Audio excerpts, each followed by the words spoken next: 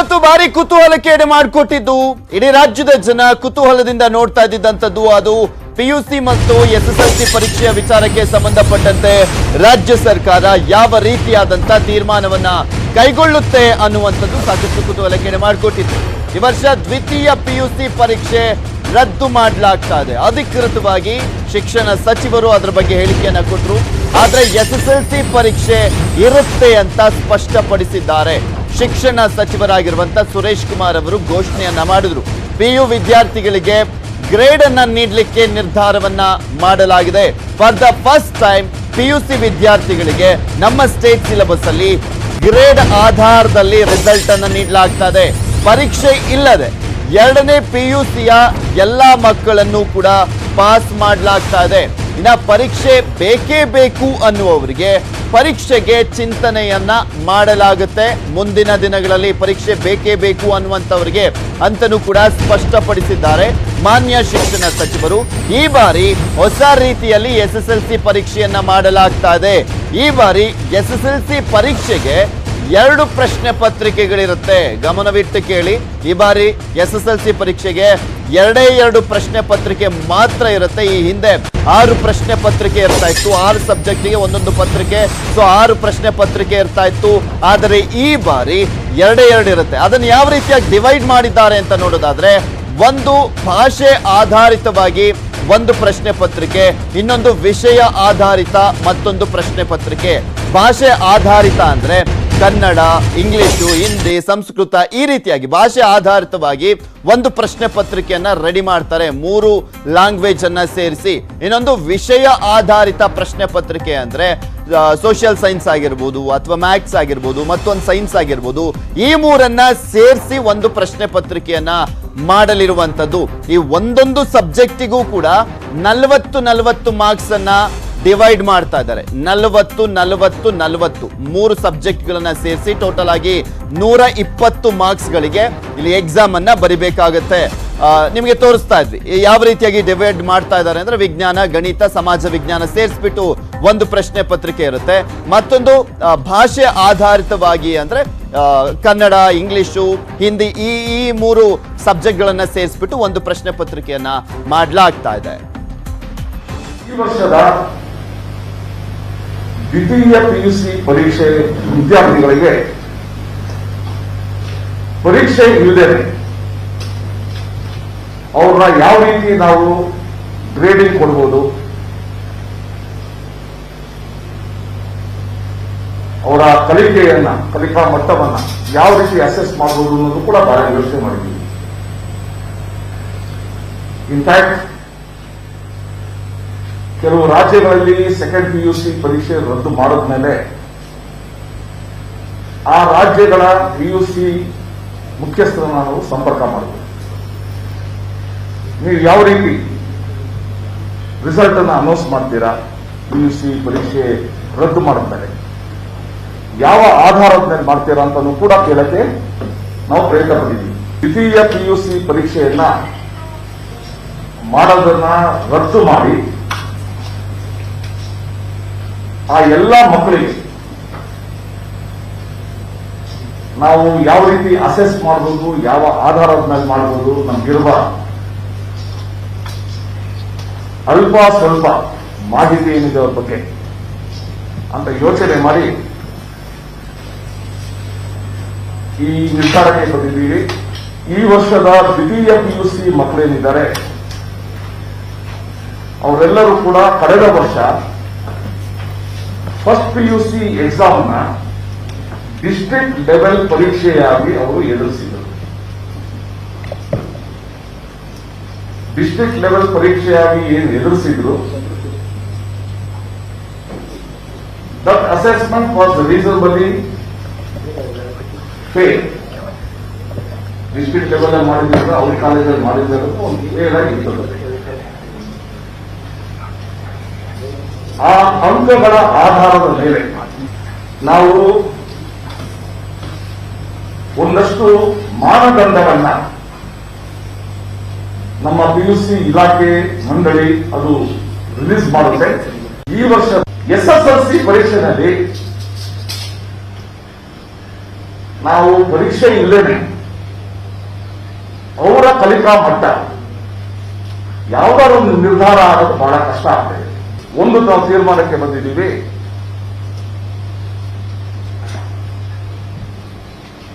ಎರಡು ಎಕ್ಸಾಮ್ ಮಾಡ್ತೀವಿ ನಾವು. ಒಂದು core subjects science, mathematics, social science, ಈ ಮೂರು ಸೇರಿದಂಗೆ ಒಂದು ಪೇಪರ್. ಈ ಮೂರು ಸೇರಿಸಿ ಒಂದು ಪೇಪರು ಕ್ವಶನ್ ಪೇಪರ್ ಇರ್ತವೆ, ಮಲ್ಟಿ ಚಾಯ್ಸ್ ಕ್ವಶನ್ಸ್ ಇರ್ತದೆ, MCQ. ಪ್ರತಿ ಕ್ವಶನ್ಗೆ 4 ಅಥವಾ 5 ಆನ್ಸರ್ಸ್ ಇರ್ತದೆ.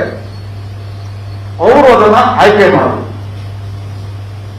ಪ್ರಶ್ನೆಗಳು ಸರಳವಾಗಿರುತ್ತದೆ, ಪ್ರಶ್ನೆಗಳು ನೇರವಾಗಿರುತ್ತದೆ. ಈ ಪರೀಕ್ಷೆಯಲ್ಲಿ ಕೂಡ ನಾನು ಎಲ್ಲ ವಿದ್ಯಾರ್ಥಿಗಳಲ್ಲಿ ಮನವಿ ಮಾಡ್ಕೊಳ್ಳೋದು, ನಾವು ಯಾರನ್ನು ಕೂಡ ಫೇಲ್ ಮಾಡೋಕ್ಕೋಸ್ಕರ ಎಕ್ಸಾಮ್ ಮಾಡ್ತಾ ಇಲ್ಲ. ಅವರು ಮುಂದೆ ಸೈನ್ಸ್ ಸ್ಟ್ರೀಮ್ ತಗೋಬೇಕಾ, ಕಾಮರ್ಸ್ ತಗೋಬೇಕಾ, ಆರ್ಟ್ಸ್ ತಗೋಬೇಕಾ, ಅವರು ನಿಶ್ಚಯ ಮಾಡೋಕ್ಕೆ ಅನುಕೂಲ ಆಗಲಿ ಅಂತ ನಾವು ಮಾಡ್ತಾ ಇದ್ದೀವಿ. ನಾವು ಪರೀಕ್ಷೆಯನ್ನ ಸರ್ವೇ ಸಾಮಾನ್ಯ ಜುಲೈ 3ನೇ ವಾರ ಆರೋಗ್ಯ ಇಲಾಖೆ ಹತ್ರ ನಾವು ಕೇಳಿದ್ದೀವಿ ಪರಿಸ್ಥಿತಿ ಹೇಗಿರ್ತದೆ ಅಂತ. ಅವರು ಕೊಟ್ಟ ಒಂದು ಮಾರ್ಗದರ್ಶನದ ಮೇಲೆ ಜುಲೈ 3ನೇ ವಾರ ಅಂತ ತೀರ್ಮಾನ ಮಾಡಿದ್ದೀವಿ. ದಿನಾಂಕವನ್ನ ಪರೀಕ್ಷೆಗೆ ಸುಮಾರು 20 ದಿವಸ ಮುಂಚೆ ನಾವು ಅದನ್ನ ಪ್ರಕಟಿಸ್ತೀವಿ. ಸೊ ಯಾರಾದ್ರೂ ಕೂಡ ಕೋವಿಡ್ ಕಾರಣದಿಂದ ಅವ್ರ ಮನೇಲಿ ಏನಾದ್ರೂ ಕೋವಿಡ್ ದುರಂತ ಆಗಿದ್ರೆ ಅವರು ಪರೀಕ್ಷೆಗೆ ಕೂತ್ಕೋಬೇಕು ಅಂತ ನಿಶ್ಚಯ ಮಾಡಿದ್ರೆ ಅವ್ರಿಗೆ ಮತ್ತೊಂದು ಅವಕಾಶ ಅವ್ರು ಕೊಡ್ತೀವಿ. ಅವ್ರನ್ನ ಫ್ರೆಶರ್ಸ್ ಅಂತ ತೀರ್ಮಾನ ಮಾಡ್ತೀವಿ. ಇದೆಲ್ಲದ್ರ ಬಗ್ಗೆನೂ ಕೂಡ ಮಾತಾಡ್ಲಿಕ್ಕೆ ನಮ್ ಜೊತೆ ಶಿಕ್ಷಣ ತಜ್ಞರು ನೇರ ಸಂಪರ್ಕದಲ್ಲಿ ಜಾಯ್ನ್ ಆಗ್ತಾ ಇದ್ದಾರೆ. ವೆಂಕಟ ಸುಬ್ಬರಾವ್ ಅವರು, ಅವ್ರನ್ನ ಮಾತನಾಡಿಸ್ತಾ ಹೋಗ್ತೀನಿ, ನಿಮ್ ಡೌಟ್ಸ್ ಗಳನ್ನು ಕೂಡ ಕ್ಲಿಯರ್ ಮಾಡ್ತಾ ಹೋಗ್ತೀವಿ. ನಮಸ್ಕಾರ sir, welcome to the show. ನಮಸ್ಕಾರ ಸರ್. ನಮಸ್ತೆ ಸರ್. ನಿಮ್ ಫಸ್ಟ್ ರಿಯಾಕ್ಷನ್ ಏನು SSLC ಮತ್ತು PUC ವಿಚಾರಕ್ಕೆ ಸಂಬಂಧಪಟ್ಟಂತೆ? ಈಗ ಶಿಕ್ಷಣ ಸಚಿವರು ಅವರ ನಿರ್ಧಾರವನ್ನ ವ್ಯಕ್ತಪಡಿಸಿದ್ದಾರೆ, ರಾಜ್ಯ ಸರ್ಕಾರದ ನಿರ್ಧಾರವನ್ನ ಪ್ರಕಟ ಮಾಡಿರುವಂತದ್ದು, ಏನ್ ಹೇಳ್ತೀರಾ ಸರ್? ಮೊದಲನೇದು ಅವರೇ ಹೇಳಿದಂಗೆ ಎಲ್ಲರನ್ನೂ ಸಮಾಧಾನ ಮಾಡಕ್ಕಾಗಲ್ಲ ಅಂತಾನೆ ಹೇಳಿದ್ರು, ಶುರು ಮಾಡಿದ್ರು. ಆದ್ರೆ ಈ ಪ್ರಶ್ನೆ ಇರೋದು ಸಮಾಧಾನದಲ್ಲ, ನಿಜವಾಗ್ಲೂ ಏನಾಗ್ಬೇಕು ಅನ್ನೋದು. ಇದ್ರ ಪ್ರಕಾರ ನೋಡಿದ್ರೆ ಹೌದು, ಈಗಿನ ಸನ್ನಿವೇಶದಲ್ಲಿ ಪರೀಕ್ಷೆ ಮಾಡಕ್ ಸಾಧ್ಯನೂ ಇಲ್ಲ. ಇದು ನನ್ನ ಪರ್ಸನಲ್ ಒಪಿನಿಯನ್ ಮತ್ತು ಆಗಿತ್ತು ಹೇಳ್ತಾ ಇದ್ದೆ. ಪರೀಕ್ಷೆ ಬೇಡ, ಆದ್ರೆ ಮೌಲ್ಯಮಾಪನ ಸರಿಯಾಗಿ ಆಗ್ಲೇಬೇಕು ಸರ್. ಇಲ್ಲಿ PU-ನವ್ರಿಗೆ ನಾವು ಮೊದಲನೇ ವರ್ಷದ ಆಧಾರದ ಮೇಲೆ ನಾವು ಮಾಡ್ತೀವಿ ಅಂತ ಹೇಳಿದ್ದಾರೆ. ಈಗಿನ ಸನ್ನಿವೇಶದಲ್ಲಿ ಏನ್ ಹೇಳೋದು ಕಷ್ಟನೇ. ಆದರೆ ಮೊದಲನೇ ವರ್ಷದ ಆಧಾರದ ಮೇಲೆ ಅದನ್ನಷ್ಟೇ ಇಟ್ಕೊಂಡು ರಿಸಲ್ಟ್ ಅನ್ನು ಅನೌನ್ಸ್ ಮಾಡೋದು ಎಷ್ಟು ಮಟ್ಟಿಗೆ ಸರಿ ಅನ್ನೋದು ಇದೆ. ಯಾಕೆಂದ್ರೆ ಆಗಿನ ಟೈಮ್ ನಲ್ಲಿ ಸೀರಿಯಸ್ನೆಸ್ ಇರೋದಿಲ್ಲ ಮಕ್ಕಳಿಗೆ. ಅದರಿಂದ ಪರ್ಯಾಯವಾದಂತಹ ಯಾವ್ದಾದ್ರು ಮೌಲ್ಯಮಾಪನ ಪದ್ಧತಿಗಳನ್ನ ಉಪಯೋಗಿಸಬೇಕಾ ಅಂತ ಅನ್ಸುತ್ತೆ. ಅದು ಮೊದಲನೇದು. ಆದ್ರೆ ಅದಕ್ಕೊಂದು ಅವಕಾಶ ಕೊಟ್ಟಿದ್ದಾರೆ, ಎಲ್ಲ ಸರಿ ಹೋದ್ಮೇಲೆ ಆ ಮಕ್ಕಳು ಯಾರು ಇಷ್ಟ ಇಲ್ಲ ಅವರು ಪರೀಕ್ಷೆ ಬರೀಬಹುದು ಅಂತ. ಅದು ಒಂದು ಒಳ್ಳೇದು. ಸದ್ಯ ದೇವರದಿಂದ ಬೇಗ ಎಲ್ಲ ಸರಿ ಹೋಗ್ಲಿ, ಮಕ್ಕಳು ಯಾರ್ಯಾರಿಗೆ ಆಸಕ್ತಿ ಇದೆ ಅವ್ರ ಪರೀಕ್ಷೆ ಬರೀಲಿ ಅಂತ ಆಶೆ. ಆದರೆ ಪ್ರಶ್ನೆ ಬರೋದು ಈಗ ನಮ್ಮ SSLC ಮಕ್ಕಳದು ಸರ್. SSLC ಮಕ್ಕಳಿಗೆ ಬಂದಾಗ ನಾವು ಮೌಲ್ಯಮಾಪನದ ರೀತಿಗಳನ್ನಷ್ಟೇ ನೋಡಿದ್ರೆ ಕಾಲಕ್ಕೆ ತಕ್ಕಂತೆ ಮೌಲ್ಯಮಾಪನಗಳು ಕೂಡ ಬದಲಾಗ್ತಾ ಹೋಗ್ತವೆ. ಇಲ್ಲಿ ಗೊಂದಲ ಇರೋದಲ್ಲೇ. ಸುಮಾರು 8.5 ಲಕ್ಷಕ್ಕಿಂತ ಹೆಚ್ಚು ಮಕ್ಕಳಿರುವಂತ SSLC ಮಕ್ಕಳ ಪರೀಕ್ಷೆ ಮಾಡ್ತೀವಿ ಅಂದಾಗ PUC ಯಾಕೆ ಮಾಡಬಾರ್ದು ಅನ್ನೋ ಪ್ರಶ್ನೆ ಬರುತ್ತೆ. ಆದರೆ ಎಲ್ಲರೂ ಸಮಾನವಾಗಿ ಕಲ್ತಿಲ್ಲ, ಆನ್ಲೈನ್ ಸರಿಗಿರ್ಲಿಲ್ಲ, ಕ್ಲಾಸಸ್ ನಡೆದಿಲ್ಲ, ಪೋರ್ಷನ್ ಆಗಿಲ್ಲ ಅನ್ನೋ ಕಾರಣ ಇದ್ರೆ SSLCಗೂ ಅದೇ ಕಾರಣನೇ ಬರುತ್ತೆ. ಮಕ್ಕಳು ಎಷ್ಟು ಸೀರಿಯಸ್ ಆಗಿ ಕಲ್ತಿದ್ದಾರೆ ಅಂತ ಬರುತ್ತೆ.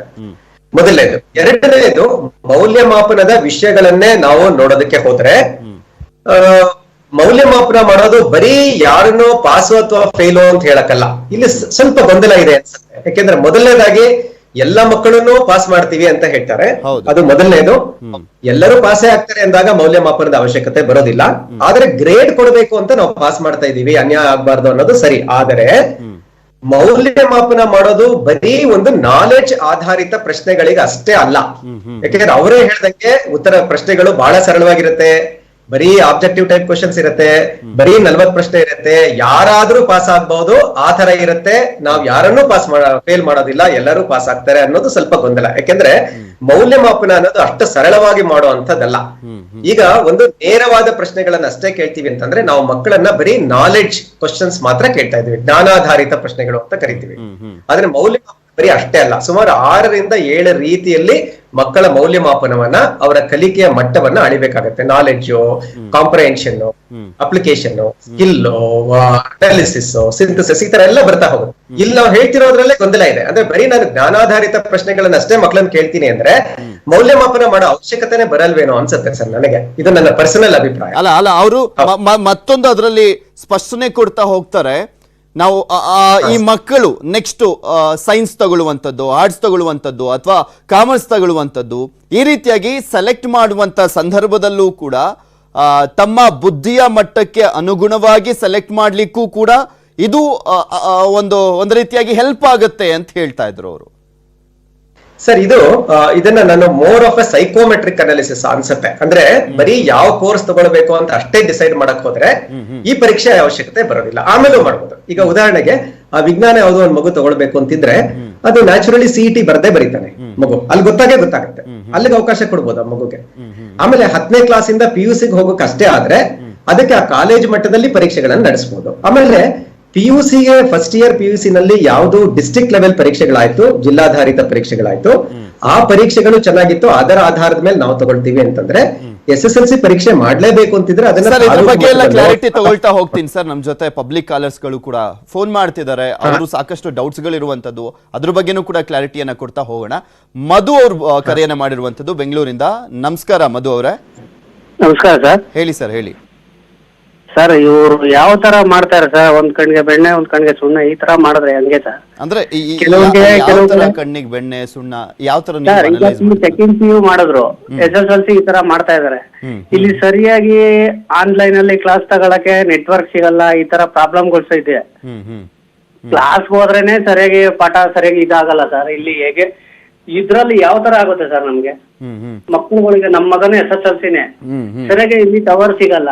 ಈ ತರ ಆದಾಗ ಏನ್ ಸರ್ ಮಾಡೋದು? ಸುಮಾರು ಕಂಪ್ಲೇಂಟ್ ಸರ್ ಅಲ್ಲಿ ಸ್ಕೂಲ್ಗೂ ಮಾಡಿದೀನಿ.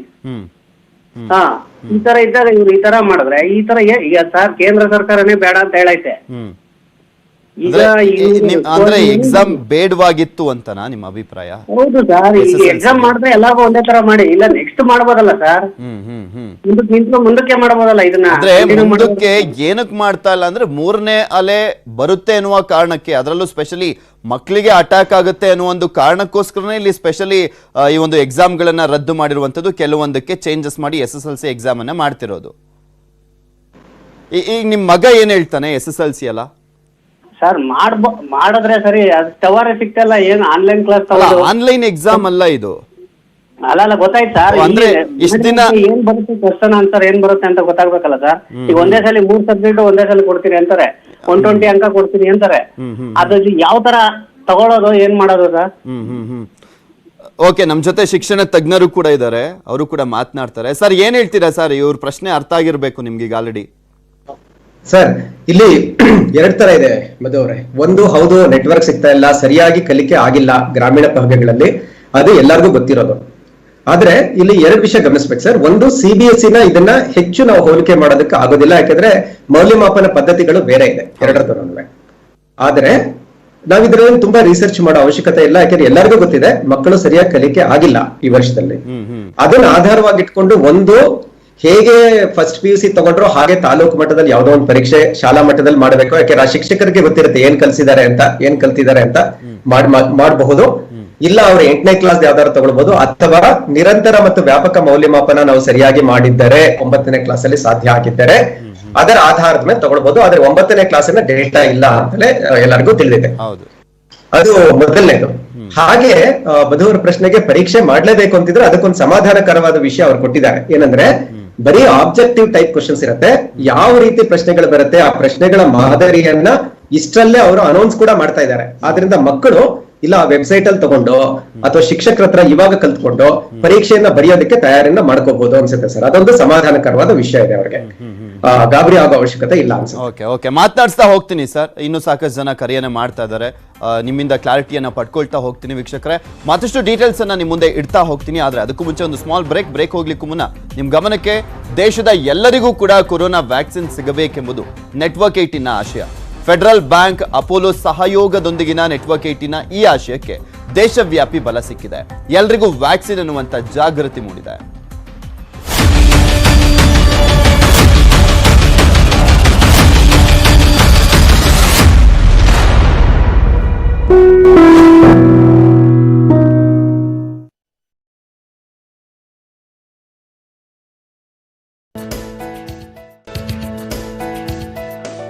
ಎಲ್ರಿಗೂ ನಮಸ್ಕಾರ. ನಿಮ್ಮೆಲ್ರಿಗೂ ಗೊತ್ತೇ ಇದೆ, ಕರೋನಾ 2ನೇ ಅಲೆ ಸ್ಟಾರ್ಟ್ ಆಗ್ತಾ ಇರೋದು. ದಯವಿಟ್ಟು ಕೈ ಮುಗಿದು ಕೇಳ್ಕೊತಾ ಇದೀನಿ, ಪ್ರತಿಯೊಬ್ಬರೂ ಮಾಸ್ಕ್ನ ಹಾಕಿ ಈ ಕರೋನಾ ಓಡಿಸಿ ಮತ್ತೆ ಲಾಕ್ಡೌನ್ಗೆ ಒಳಗಾಗೋದು ಬೇಡ. ನಾನು ಯಾಕೆ ಮಾಸ್ಕ್ ಹಾಕೊಂಡು ಮಾತಾಡ್ತೀರಾ ಅಂದ್ರೆ, ನಾನು ಹೇಳೋದು ನಿಮ್ಗೆಲ್ರಿಗೂ ಕೇಳಬೇಕು. ನೀವೆಲ್ಲರೂ ಅದನ್ನ ಫಾಲೋ ಮಾಡ್ತೀರಾ ಅಂತ ನಂಬಿದೀನಿ. ದಯವಿಟ್ಟು ಮರಿಬೇಡಿ, ಮಾಸ್ಕ್ ಹಾಕಿ, ಸ್ಯಾನಿಟೈಸ್ ಮಾಡ್ಕೊಳ್ಳಿ, ಸೋಷಿಯಲ್ ಡಿಸ್ಟೆನ್ಸಿಂಗ್ ಇಟ್ಕೊಳ್ಳಿ. ನಮಸ್ಕಾರ, ಥ್ಯಾಂಕ್ ಯು. ನಮಸ್ಕಾರ, ನಾನು ರಾಧಿಕಾ ನಾರಾಯಣ್. ನಿಮ್ಮೆಲ್ಲರಿಗೂ ಗೊತ್ತಿರೋ ಹಾಗೆ ಇತ್ತೀಚಿನ ದಿನಗಳಲ್ಲಿ ಕೊರೋನಾ ವೈರಸ್ ಕೇಸಸ್ ದಿನದಿಂದ ದಿನಕ್ಕೆ ಜಾಸ್ತಿ ಆಗ್ತಾನೆ ಹೋಗ್ತಾ ಇದೆ. ಹಾಗಾಗಿ ನಾವು ಕಡ್ಡಾಯವಾಗಿ ಕೆಲವೊಂದು ಸೇಫ್ಟಿ ಪ್ರೋಟೋಕಾಲ್ಸ್ನ ಫಾಲೋ ಮಾಡಲೇಬೇಕಾಗಿದೆ. ನೀವು ಮನೆಯಿಂದ ಆಚೆ ಹೋದಾಗ ದಯವಿಟ್ಟು ನಿಮ್ಮ ಸೇಫ್ಟಿ ಮಾಸ್ಕ್ನ ಹಾಕೊಳ್ಳೋದು ಮರಿಬೇಡಿ. ಸೋಷಿಯಲ್ ಡಿಸ್ಟೆನ್ಸಿಂಗ್ ಫಾಲೋ ಮಾಡಿ, ನಿಮ್ಮ ಕೈಗಳನ್ನು ಆಗಾಗ ತೊಳ್ಕೊತಾ ಇರಿ, ಹ್ಯಾಂಡ್ ಸ್ಯಾನಿಟೈಸರ್ ಯೂಸ್ ಮಾಡಿ. ಅದಲ್ಲದೆ ನಮ್ಮ ಕರ್ನಾಟಕ ಸರ್ಕಾರ ಕೆಲವೊಂದು ಸೇಫ್ಟಿ ಪ್ರೋಟೋಕಾಲ್ಸ್ನ ನಮ್ಮ ಸುರಕ್ಷತೆಗೋಸ್ಕರ ಅಂತ ಅನೌನ್ಸ್ ಮಾಡಿದೆ. ಅದನ್ನ ಚಾಚು ತಪ್ಪದೆ ದಯವಿಟ್ಟು ಫಾಲೋ ಮಾಡಿ. ರಾತ್ರಿ 10 ಗಂಟೆಯ ಒಳಗಡೆ ನಿಮ್ಮ ಮನೆಯನ್ನ ಸೇರಿ, ಮತ್ತೆ ನೀವು 45 ವರ್ಷಕ್ಕಿಂತ ಹೆಚ್ಚಾಗಿದ್ರೆ ದಯವಿಟ್ಟು ಕೋವಿಡ್ ಲಸಿಕೆನ ಹಾಕೊಳ್ಳಿ. ನೀವು ಸೇಫ್ ಆಗಿರಿ, ನಿಮ್ಮ ಸುತ್ತಮುತ್ತ ಇರೋರನ್ನು ಸೇಫ್ ಆಗಿಡಿ. Be safe, stay healthy. ನಮಸ್ಕಾರ, ನಾನು ನಿಮ್ಮ ಹರ್ಷಿಕಾ ಪುಣಚ್ಚ. ಕೊರೋನಾ ಅನ್ನೋ ಮಹಾಮಾರಿನ ಹೋಗ್ಲಾಡ್ಸೋದಕ್ಕೆ ನಮ್ಮ ಕರ್ನಾಟಕ ಸರ್ಕಾರ ಸಾಕಷ್ಟು ನಿಯಮಗಳನ್ನ ಅಳವಡಿಸಿದೆ. ಇದನ್ನ ನಾವೆಲ್ಲರೂ ಫಾಲೋ ಮಾಡಬೇಕು. ಮೊದಲನೇದಾಗಿ ನಿಮ್ಗೆಲ್ಲರೂ ಗೊತ್ತಿರೋ ಹಾಗೆ ಮಾಸ್ಕ್ ಕಡ್ಡಾಯವಾಗಿ ಧರಿಸಬೇಕು. ಎಲ್ಲ ಸಾರ್ವಜನಿಕರು 3 ಅಡಿ ಡಿಸ್ಟೆನ್ಸ್ ಅಂದ್ರೆ ಸೋಷಿಯಲ್ ಡಿಸ್ಟೆನ್ಸಿಂಗ್ ಕಾಯ್ದಿಡಬೇಕು. ಹಾಗೆ ಕೈ ವಾಶ್ ಮಾಡ್ತಾ ಇರಬೇಕು, ಹ್ಯಾಂಡ್ ಸ್ಯಾನಿಟೈಸರ್ ಯೂಸ್ ಮಾಡ್ತಾ ಇರಬೇಕು. ಇದರ ಜೊತೆಗೆ 45 ವರ್ಷಗಳಿಗಿಂತ ಹೆಚ್ಚಾದವರು ವ್ಯಾಕ್ಸಿನೇಷನ್ ಮಾಡಿಸ್ಕೋಬೇಕು. ಹಾಗೆ ಈಗ ನೈಟ್ ಕರ್ಫ್ಯೂ ಶುರು ಆಗಿದೆ. ಸೊ ದಯವಿಟ್ಟು ರಾತ್ರಿ ಆಗ್ತಾ ಇದ್ದಂಗೆ ಎಲ್ಲರೂ ದಯವಿಟ್ಟು ಮನೆ ಸೇರ್ಕೋಬೇಡಿ ಅಂಡ್ ಗುಂಪಲ್ಲಿ ಕಾಣಿಸ್ಕೋಬೇಡಿ. Be safe, take care and let's fight corona. ಓಡಿಸ್ಬಿಡೋಣ ಕೊರೋನಾನ. Thank you so much. ನಮಸ್ಕಾರ, ನಾನು ನಿಮ್ಮ ಸುಧಾರಾಣಿ. ಕೋವಿಡ್-19 2ನೇ ಅಲೆಯ ಸೋಂಕಿತರ ಸಂಖ್ಯೆ ಕ್ಷಣಕ್ಕೂ ಹೆಚ್ಚಾಗ್ತಾ ಇದೆ. ಆಸ್ ಅ ರೆಸ್ಪಾನ್ಸಿಬಲ್ ಸಿಟಿಸನ್ಸ್ ನಾವೆಲ್ಲ ಗೈಡ್ಲೈನ್ಸ್, ರೂಲ್ಸ್ ಅಂಡ್ ರೆಗ್ಯುಲೇಷನ್ಸ್ನ ಫಾಲೋ ಮಾಡಬೇಕು. ಅದು ನಮ್ಮ ಜವಾಬ್ದಾರಿ ಹಾಗೂ ಕರ್ತವ್ಯ ಕೂಡ. ನಿಮ್ಮಲ್ಲಿ ಒಂದು ರಿಕ್ವೆಸ್ಟ್, ದಯವಿಟ್ಟು ಹೊರಗೆ ಹೋಗುವಾಗ ಎಲ್ಲರೂ ಮಾಸ್ಕ್ ಧರಿಸಿ, ಗುಂಪು ಸೇರಬೇಡಿ, ಸೋಷಿಯಲ್ ಡಿಸ್ಟೆನ್ಸಿಂಗ್ ಮೇಂಟೈನ್ ಮಾಡಿ, ಜೊತೆಗೆ ಹ್ಯಾಂಡ್ ಸ್ಯಾನಿಟೈಸ್ ಮಾಡ್ಕೊಳ್ಳಿ. ಸರ್ಕಾರದವರು 45 ವರ್ಷ ಮೇಲ್ಪಟ್ಟವರು ಎಲ್ರಿಗೂ ವ್ಯಾಕ್ಸಿನೇಷನ್ ಕೊಡ್ತಾ ಇದ್ದಾರೆ. ಎಲ್ಲರೂ ತಪ್ಪದೆ ಈ ವ್ಯಾಕ್ಸಿನೇಷನ್ ಹಾಕಿಸ್ಕೊಳ್ಳಿ. ಇದ್ರ ಬಗ್ಗೆ ಹಲವಾರು ಜನಕ್ಕೆ ತಪ್ಪು ಮಾಹಿತಿಗಳಿದೆ. ಅದು ಯಾವುದಕ್ಕೂ ಕಿವಿಗೊಡದೆ ಈ ವ್ಯಾಕ್ಸಿನೇಷನ್ ತಗೊಳ್ಳಿ. ಯಾಕೆಂದ್ರೆ ಇದರಿಂದ ಕಾಯಿಲೆಯ ತೀವ್ರತೆ ಕಡಿಮೆ ಆಗುತ್ತೆ, ಜೊತೆಗೆ ಡೆತ್ ರೇಟ್ ಕೂಡ ಕಡಿಮೆ ಆಗುತ್ತೆ. ಸೊ ನಾವೆಲ್ಲರೂ ಸರ್ಕಾರದ ಜೊತೆ ಕೈ ಜೋಡಿಸಿ ಈ ಮಹಾಮಾರಿಯನ್ನು ಓಡಿಸೋಣ. Thank you. ಎಲ್ರಿಗೂ ನಮಸ್ಕಾರ. ನಿಮ್ಮೆಲ್ರಿಗೂ ಗೊತ್ತೇ ಇದೆ, ಕರೋನಾ 2ನೇ ಅಲೆ ಸ್ಟಾರ್ಟ್ ಆಗ್ತಾ ಇರೋದು. ದಯವಿಟ್ಟು ಕೈ ಮುಗಿದು ಕೇಳ್ಕೊತಾ ಇದೀನಿ, ಪ್ರತಿಯೊಬ್ಬರೂ ಮಾಸ್ಕ್ನ ಹಾಕಿ ಈ ಕರೋನಾ ಓಡಿಸಿ ಮತ್ತೆ ಲಾಕ್ಡೌನ್ಗೆ ಒಳಗಾಗೋದು ಬೇಡ. ನಾನು ಯಾಕೆ ಮಾಸ್ಕ್ ಹಾಕೊಂಡು ಮಾತಾಡ್ತೀರಾ ಅಂದ್ರೆ, ನಾನು ಹೇಳೋದು ನಿಮ್ಗೆಲ್ರಿಗೂ ಕೇಳಬೇಕು. ನೀವೆಲ್ಲರೂ ಅದನ್ನ ಫಾಲೋ ಮಾಡ್ತೀರಾ ಅಂತ ನಂಬಿದೀನಿ. ದಯವಿಟ್ಟು ಮರಿಬೇಡಿ, ಮಾಸ್ಕ್ ಹಾಕಿ, ಸ್ಯಾನಿಟೈಸ್ ಮಾಡ್ಕೊಳ್ಳಿ, ಸೋಷಿಯಲ್ ಡಿಸ್ಟೆನ್ಸಿಂಗ್ ಇಟ್ಕೊಳ್ಳಿ. ನಮಸ್ಕಾರ, ಥ್ಯಾಂಕ್ ಯು. ನಮಸ್ಕಾರ, ನಾನು ರಾಧಿಕಾ ನಾರಾಯಣ್. ನಿಮ್ಮೆಲ್ಲರಿಗೂ ಗೊತ್ತಿರೋ ಹಾಗೆ ಇತ್ತೀಚಿನ ದಿನಗಳಲ್ಲಿ ಕೊರೋನಾ ವೈರಸ್ ಕೇಸಸ್ ದಿನದಿಂದ ದಿನಕ್ಕೆ ಜಾಸ್ತಿ ಆಗ್ತಾನೆ ಹೋಗ್ತಾ ಇದೆ. ಹಾಗಾಗಿ ನಾವು ಕಡ್ಡಾಯವಾಗಿ ಕೆಲವೊಂದು ಸೇಫ್ಟಿ ಪ್ರೋಟೋಕಾಲ್ಸ್ನ ಫಾಲೋ ಮಾಡಲೇಬೇಕಾಗಿದೆ. ನೀವು ಮನೆಯಿಂದ ಆಚೆ ಹೋದಾಗ ದಯವಿಟ್ಟು ನಿಮ್ಮ ಸೇಫ್ಟಿ ಮಾಸ್ಕ್ನ ಹಾಕೊಳ್ಳೋದು ಮರಿಬೇಡಿ. ಸೋಷಿಯಲ್ ಡಿಸ್ಟೆನ್ಸಿಂಗ್ ಫಾಲೋ ಮಾಡಿ, ನಿಮ್ಮ ಕೈಗಳನ್ನು ಆಗಾಗ ತೊಳ್ಕೊತಾ ಇರಿ, ಹ್ಯಾಂಡ್ ಸ್ಯಾನಿಟೈಸರ್ ಯೂಸ್ ಮಾಡಿ. ಅದಲ್ಲದೆ ನಮ್ಮ ಕರ್ನಾಟಕ ಸರ್ಕಾರ ಕೆಲವೊಂದು ಸೇಫ್ಟಿ ಪ್ರೋಟೋಕಾಲ್ಸ್ನ ನಮ್ಮ ಸುರಕ್ಷತೆಗೋಸ್ಕರ ಅಂತ ಅನೌನ್ಸ್ ಮಾಡಿದೆ. ಅದನ್ನ ಚಾಚು ತಪ್ಪದೆ ದಯವಿಟ್ಟು ಫಾಲೋ ಮಾಡಿ.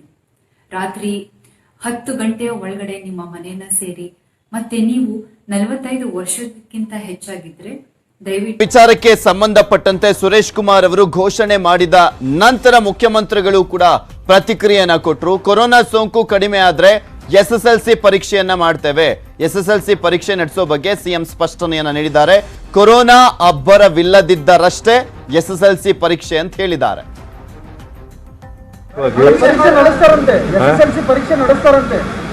ಈಗಲ್ಲಪ್ಪ, ಮುಂದೆ ಸುಧಾರಣೆ ಆದ್ಮೇಲೆ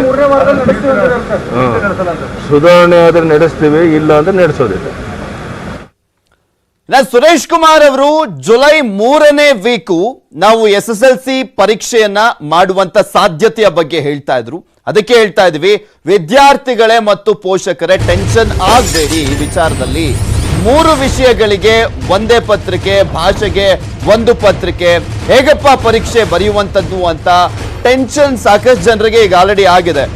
ಯಾವ ರೀತಿಯಾಗಿ 3 ಸಬ್ಜೆಕ್ಟ್ಗಳನ್ನ ಒಂದೇ ಸಲ ಓದ್ಬಿಟ್ಟು ಎಕ್ಸಾಮ್ ಅನ್ನ ಬರೆಯಕ್ಕಾಗುತ್ತೆ, ಈ ರೀತಿಯಾದಂತ ಸಹಜವಾದಂತ ಆತಂಕಗಳಿದಾವೆ. ವಿದ್ಯಾರ್ಥಿಗಳಿಗೂ ಅಷ್ಟೇ, ಪೋಷಕರಿಗೂ ಕೂಡ ಅಷ್ಟೇ. SSLC ಪರೀಕ್ಷೆ ನಡೆಸುವಂತದ್ದೇ ಅಂತಿಮ ನಿರ್ಧಾರವಲ್ಲ. ಇಲ್ಲಿ SSLC ಪರೀಕ್ಷೆ ನಡೆಸಲಿಕ್ಕೆ ಶಿಕ್ಷಣ ಇಲಾಖೆ ಸಿದ್ಧತೆಯನ್ನ ಮಾಡಿಕೊಂಡಿದೆ. ಆದರೆ ಆ ಸಂದರ್ಭದಲ್ಲಿ ಕೊರೋನಾ ಸ್ಥಿತಿಗತಿಗಳನ್ನ ನೋಡಿಕೊಂಡು ಅಂತಿಮ ತೀರ್ಮಾನವನ್ನ ಕೈಗೊಳ್ಳಲಾಗುತ್ತೆ ಅನ್ನುವಂಥದ್ರ ಬಗ್ಗೆ ಈಗ ಆಲ್ರೆಡಿ ಸ್ಪಷ್ಟವಾಗಿ ಮುಖ್ಯಮಂತ್ರಿಗಳು ಕೂಡ ತಿಳಿಸಿದ್ದಾರೆ. ಕೊರೋನಾ ಅಬ್ಬರ ಹೆಚ್ಚಾದ್ರೆ ಪರೀಕ್ಷೆ ನಡೆಯೋದಿಲ್ಲ, ಕೊರೋನಾ ಅಬ್ಬರ ಇದೇ ರೀತಿಯಾಗಿ ಮುಂದುವರೆದಿದ್ದೇ ಆದಲ್ಲಿ ಪರೀಕ್ಷೆ ನಡೆಸೋದಿಲ್ಲ. ಸದ್ಯಕ್ಕೆ ಜುಲೈ 3ನೇ ವಾರದಲ್ಲಿ SSLC ಪರೀಕ್ಷೆಗೆ ಸಿದ್ಧತೆಯನ್ನ ಮಾಡಿಕೊಳ್ಳಲಾಗ್ತಾ ಇದೆ.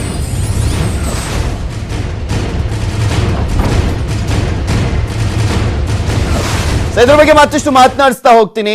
ನಮ್ ಜೊತೆ ವೆಂಕಟ ಸುಬ್ಬರಾವ್ ಅವರು ನೇರ ಸಂಪರ್ಕದಲ್ಲೇ ಇದ್ದಾರೆ. ಸರ್, ಸಹಜವಾಗಿ SSLC ಪರೀಕ್ಷೆಯ ವಿಚಾರಕ್ಕೆ ಸಂಬಂಧಪಟ್ಟಂತೆ ನಾವು ನೋಡೋದಾದ್ರೆ ಫಾರ್ ದ ಫಸ್ಟ್ ಟೈಮ್ ಈಗ ಹೊಸ ರೀತಿಯಾಗಿ ಎಕ್ಸಾಮ್ ಅನ್ನ ಮಾಡ್ಲಾಗ್ತಾ ಇರುವಂತದ್ದು.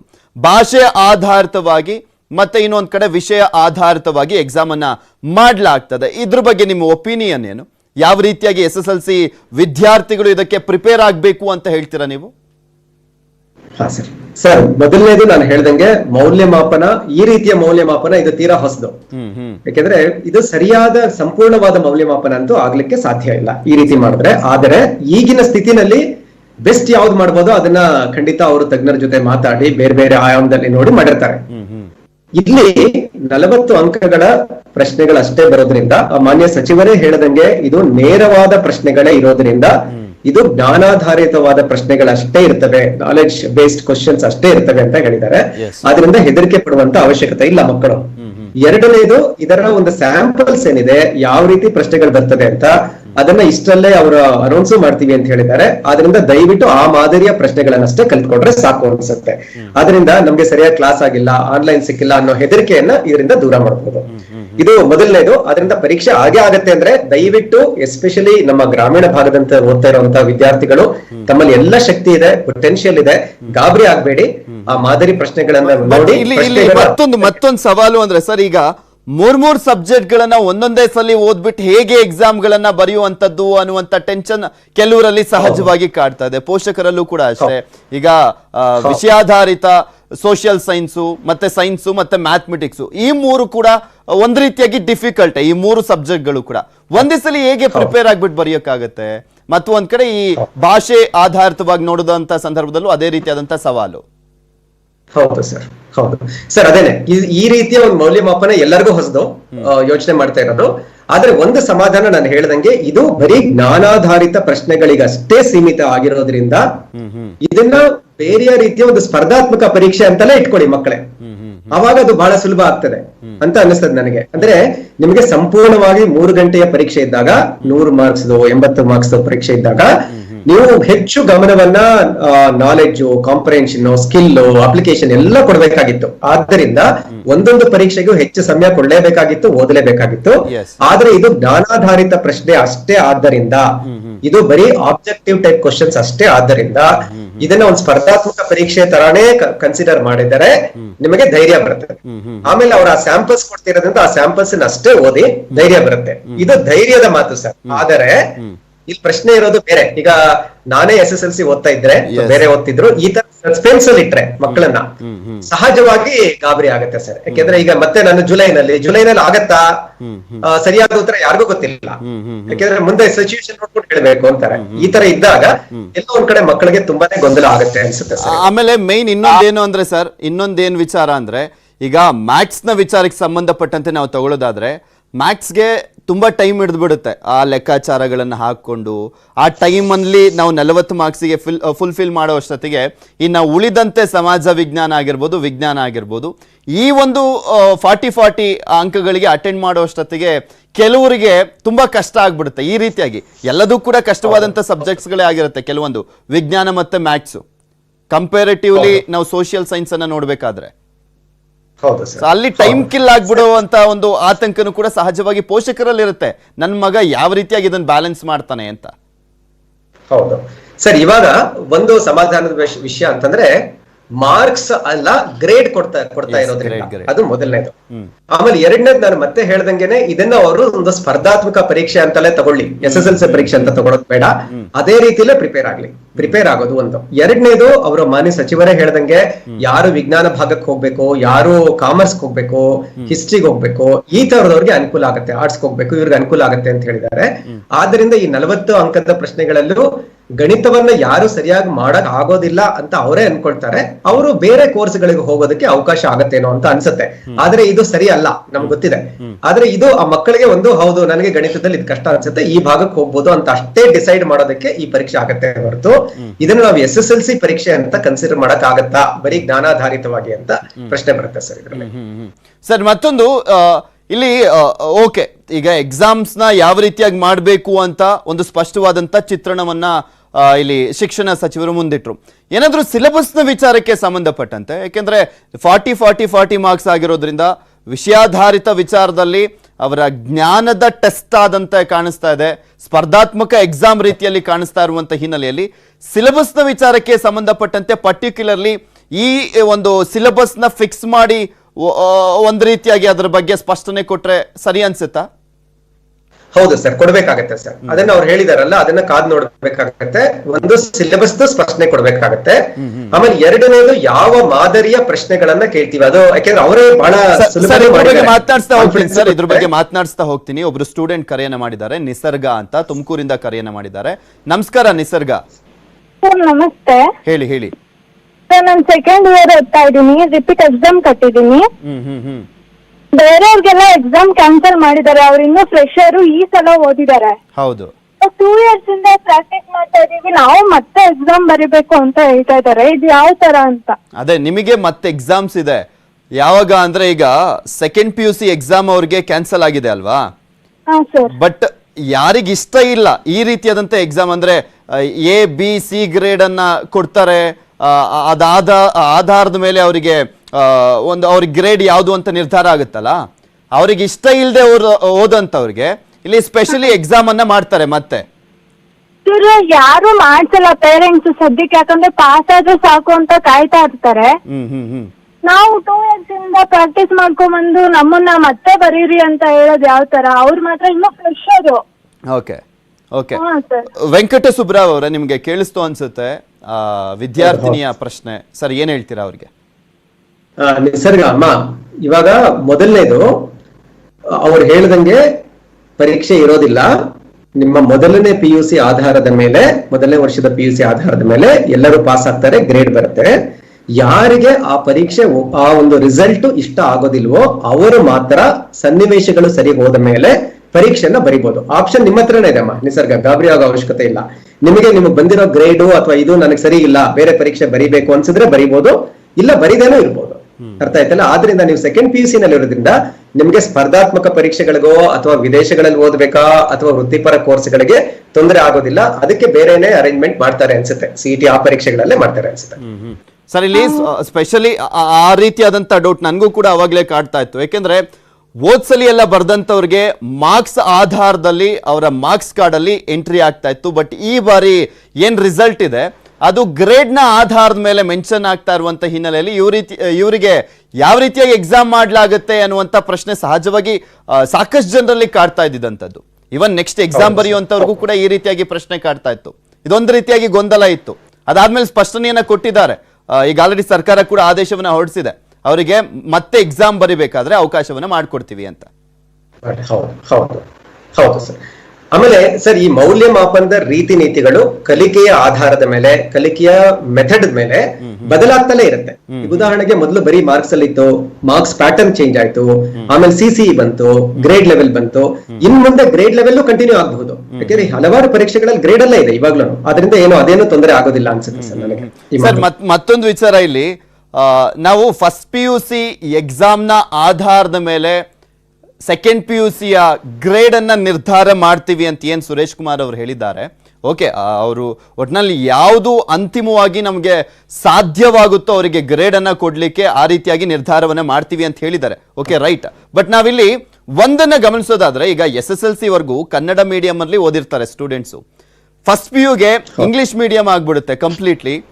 ಅಲ್ಲಿ ಅಡ್ಜಸ್ಟ್ ಆಗುವಂತ ಸಂದರ್ಭದಲ್ಲಿ ಸಹಜವಾಗಿ ಸವಾಲುಗಳು, ಆ ಇಂಗ್ಲಿಷ್ ಮೀಡಿಯಂ ಓದುವಂತ ಸಂದರ್ಭದಲ್ಲಿ PCMB ಯಾವ್ದಾದ್ರು ತಗೊಂಡಿದ್ದಂತ ಸಂದರ್ಭದಲ್ಲಿ ಸಾಕಷ್ಟು ಕ್ಲಿಷ್ಟವಾಗಿರುತ್ತೆ. ಅದಕ್ಕೆ ತುಂಬಾ ಹರಸಾಹಸ ಪಟ್ಟು ಓದಿರ್ತಾರೆ, ಬಟ್ ಸೆಕೆಂಡ್ PUC ಇಂದ ಅಡ್ಜಸ್ಟ್ ಆಗ್ಬಿಟ್ಟಿರ್ತಾರೆ. ಬಟ್ ಈಗಿರುವಂತ ಸವಾಲು ಆ ಮಕ್ಕಳಿಗೆ ಒಂದ್ ರೀತಿಯಾದಂತ ಹೊಡೆತ ಈ ಗ್ರೇಡ್ ಸಿಸ್ಟಮ್ ಅನ್ನುವಂಥದ್ದು.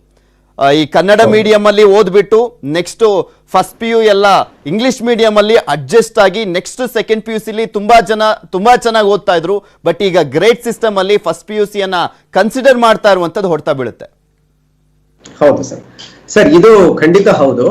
ಮೊದಲನೇದಾಗಿ ಆ ಫಸ್ಟ್ PUC ಗೆ ಕನ್ನಡ ಮೀಡಿಯಂ ಇಂದ ಬಂದ ಮಕ್ಕಳು ಹೌದು, ಅಥವಾ ಬೇರೆ ಮಕ್ಕಳು ಹೌದು.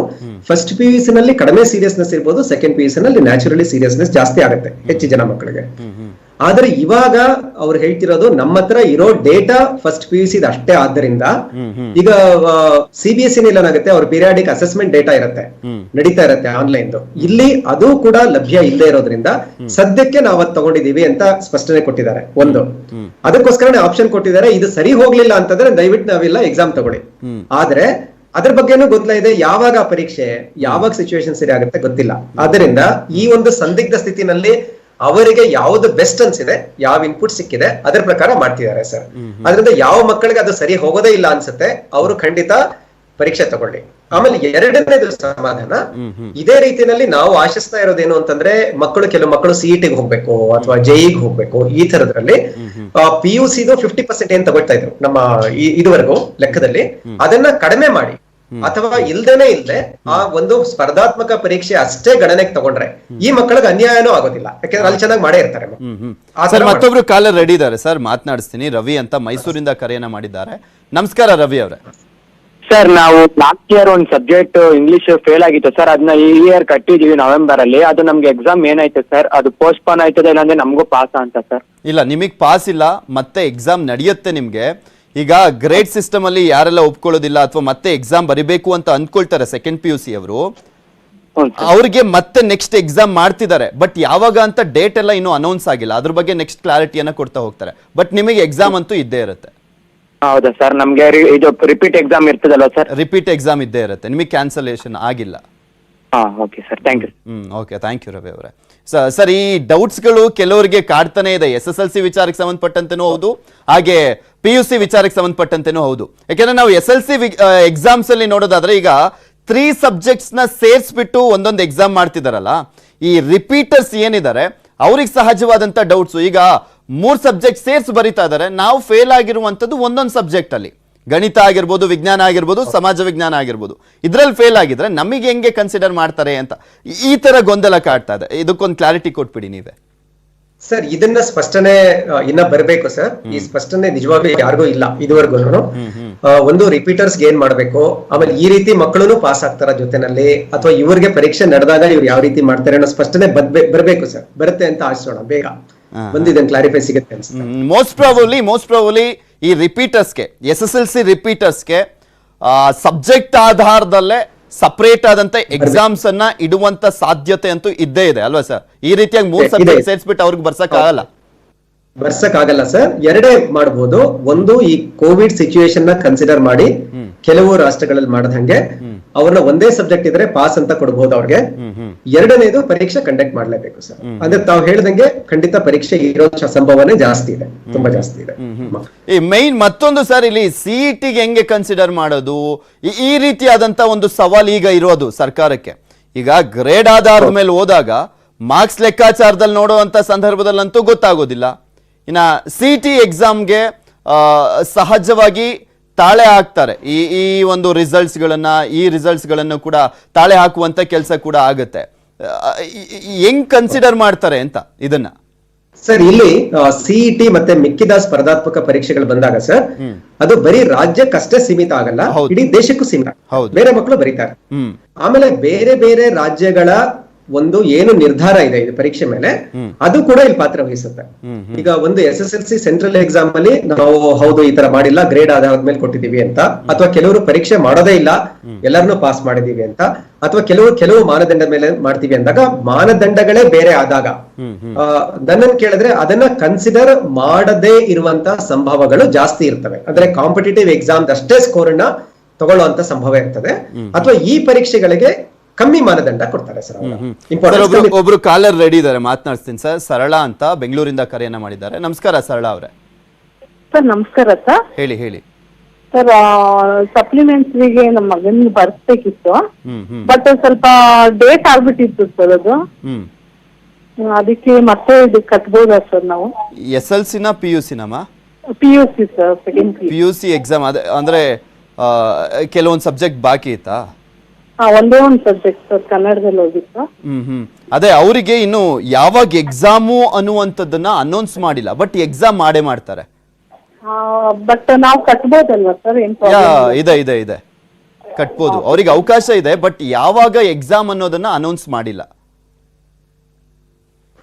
ಓಕೆ, ಥ್ಯಾಂಕ್ ಯು ಸರಳಾ ಅವರೇ ಕರೆಯನ್ನ ಮಾಡಿದ್ದಕ್ಕೆ. ಮತ್ತಷ್ಟು ಮಾತನಾಡಿಸ್ತಾ ಹೋಗ್ತೀನಿ, ನಿಮ್ ಡೌಟ್ಸ್ ಗಳನ್ನ ಕೂಡ ಕ್ಲಿಯರ್ ಮಾಡ್ತಾ ಹೋಗ್ತೀನಿ. ಆದ್ರೆ ಅದಕ್ಕೂ ಮುಂಚೆ ಒಂದು ಚಿಕ್ಕ ಬ್ರೇಕ್ ತಗೊಂಡು ವಾಪಸ್ ಬರ್ತೀವಿ.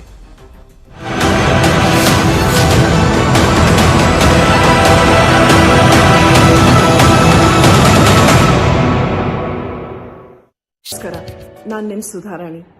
ಕೋವಿಡ್-19 ಎರಡನೇ ಅಲೆಯ ಸೋಂಕಿತರ ಸಂಖ್ಯೆ ಕ್ಷಣಕ್ಕೂ ಹೆಚ್ಚಾಗ್ತಾ ಇದೆ. ಆಸ್ ರೆಸ್ಪಾನ್ಸಿಬಲ್ ಸಿಟಿಸನ್ಸ್ ನಾವೆಲ್ಲ ಗೈಡ್ಲೈನ್ಸ್, ರೂಲ್ಸ್ ಅಂಡ್ ರೆಗ್ಯುಲೇಷನ್ಸ್ನ ಫಾಲೋ ಮಾಡಬೇಕು.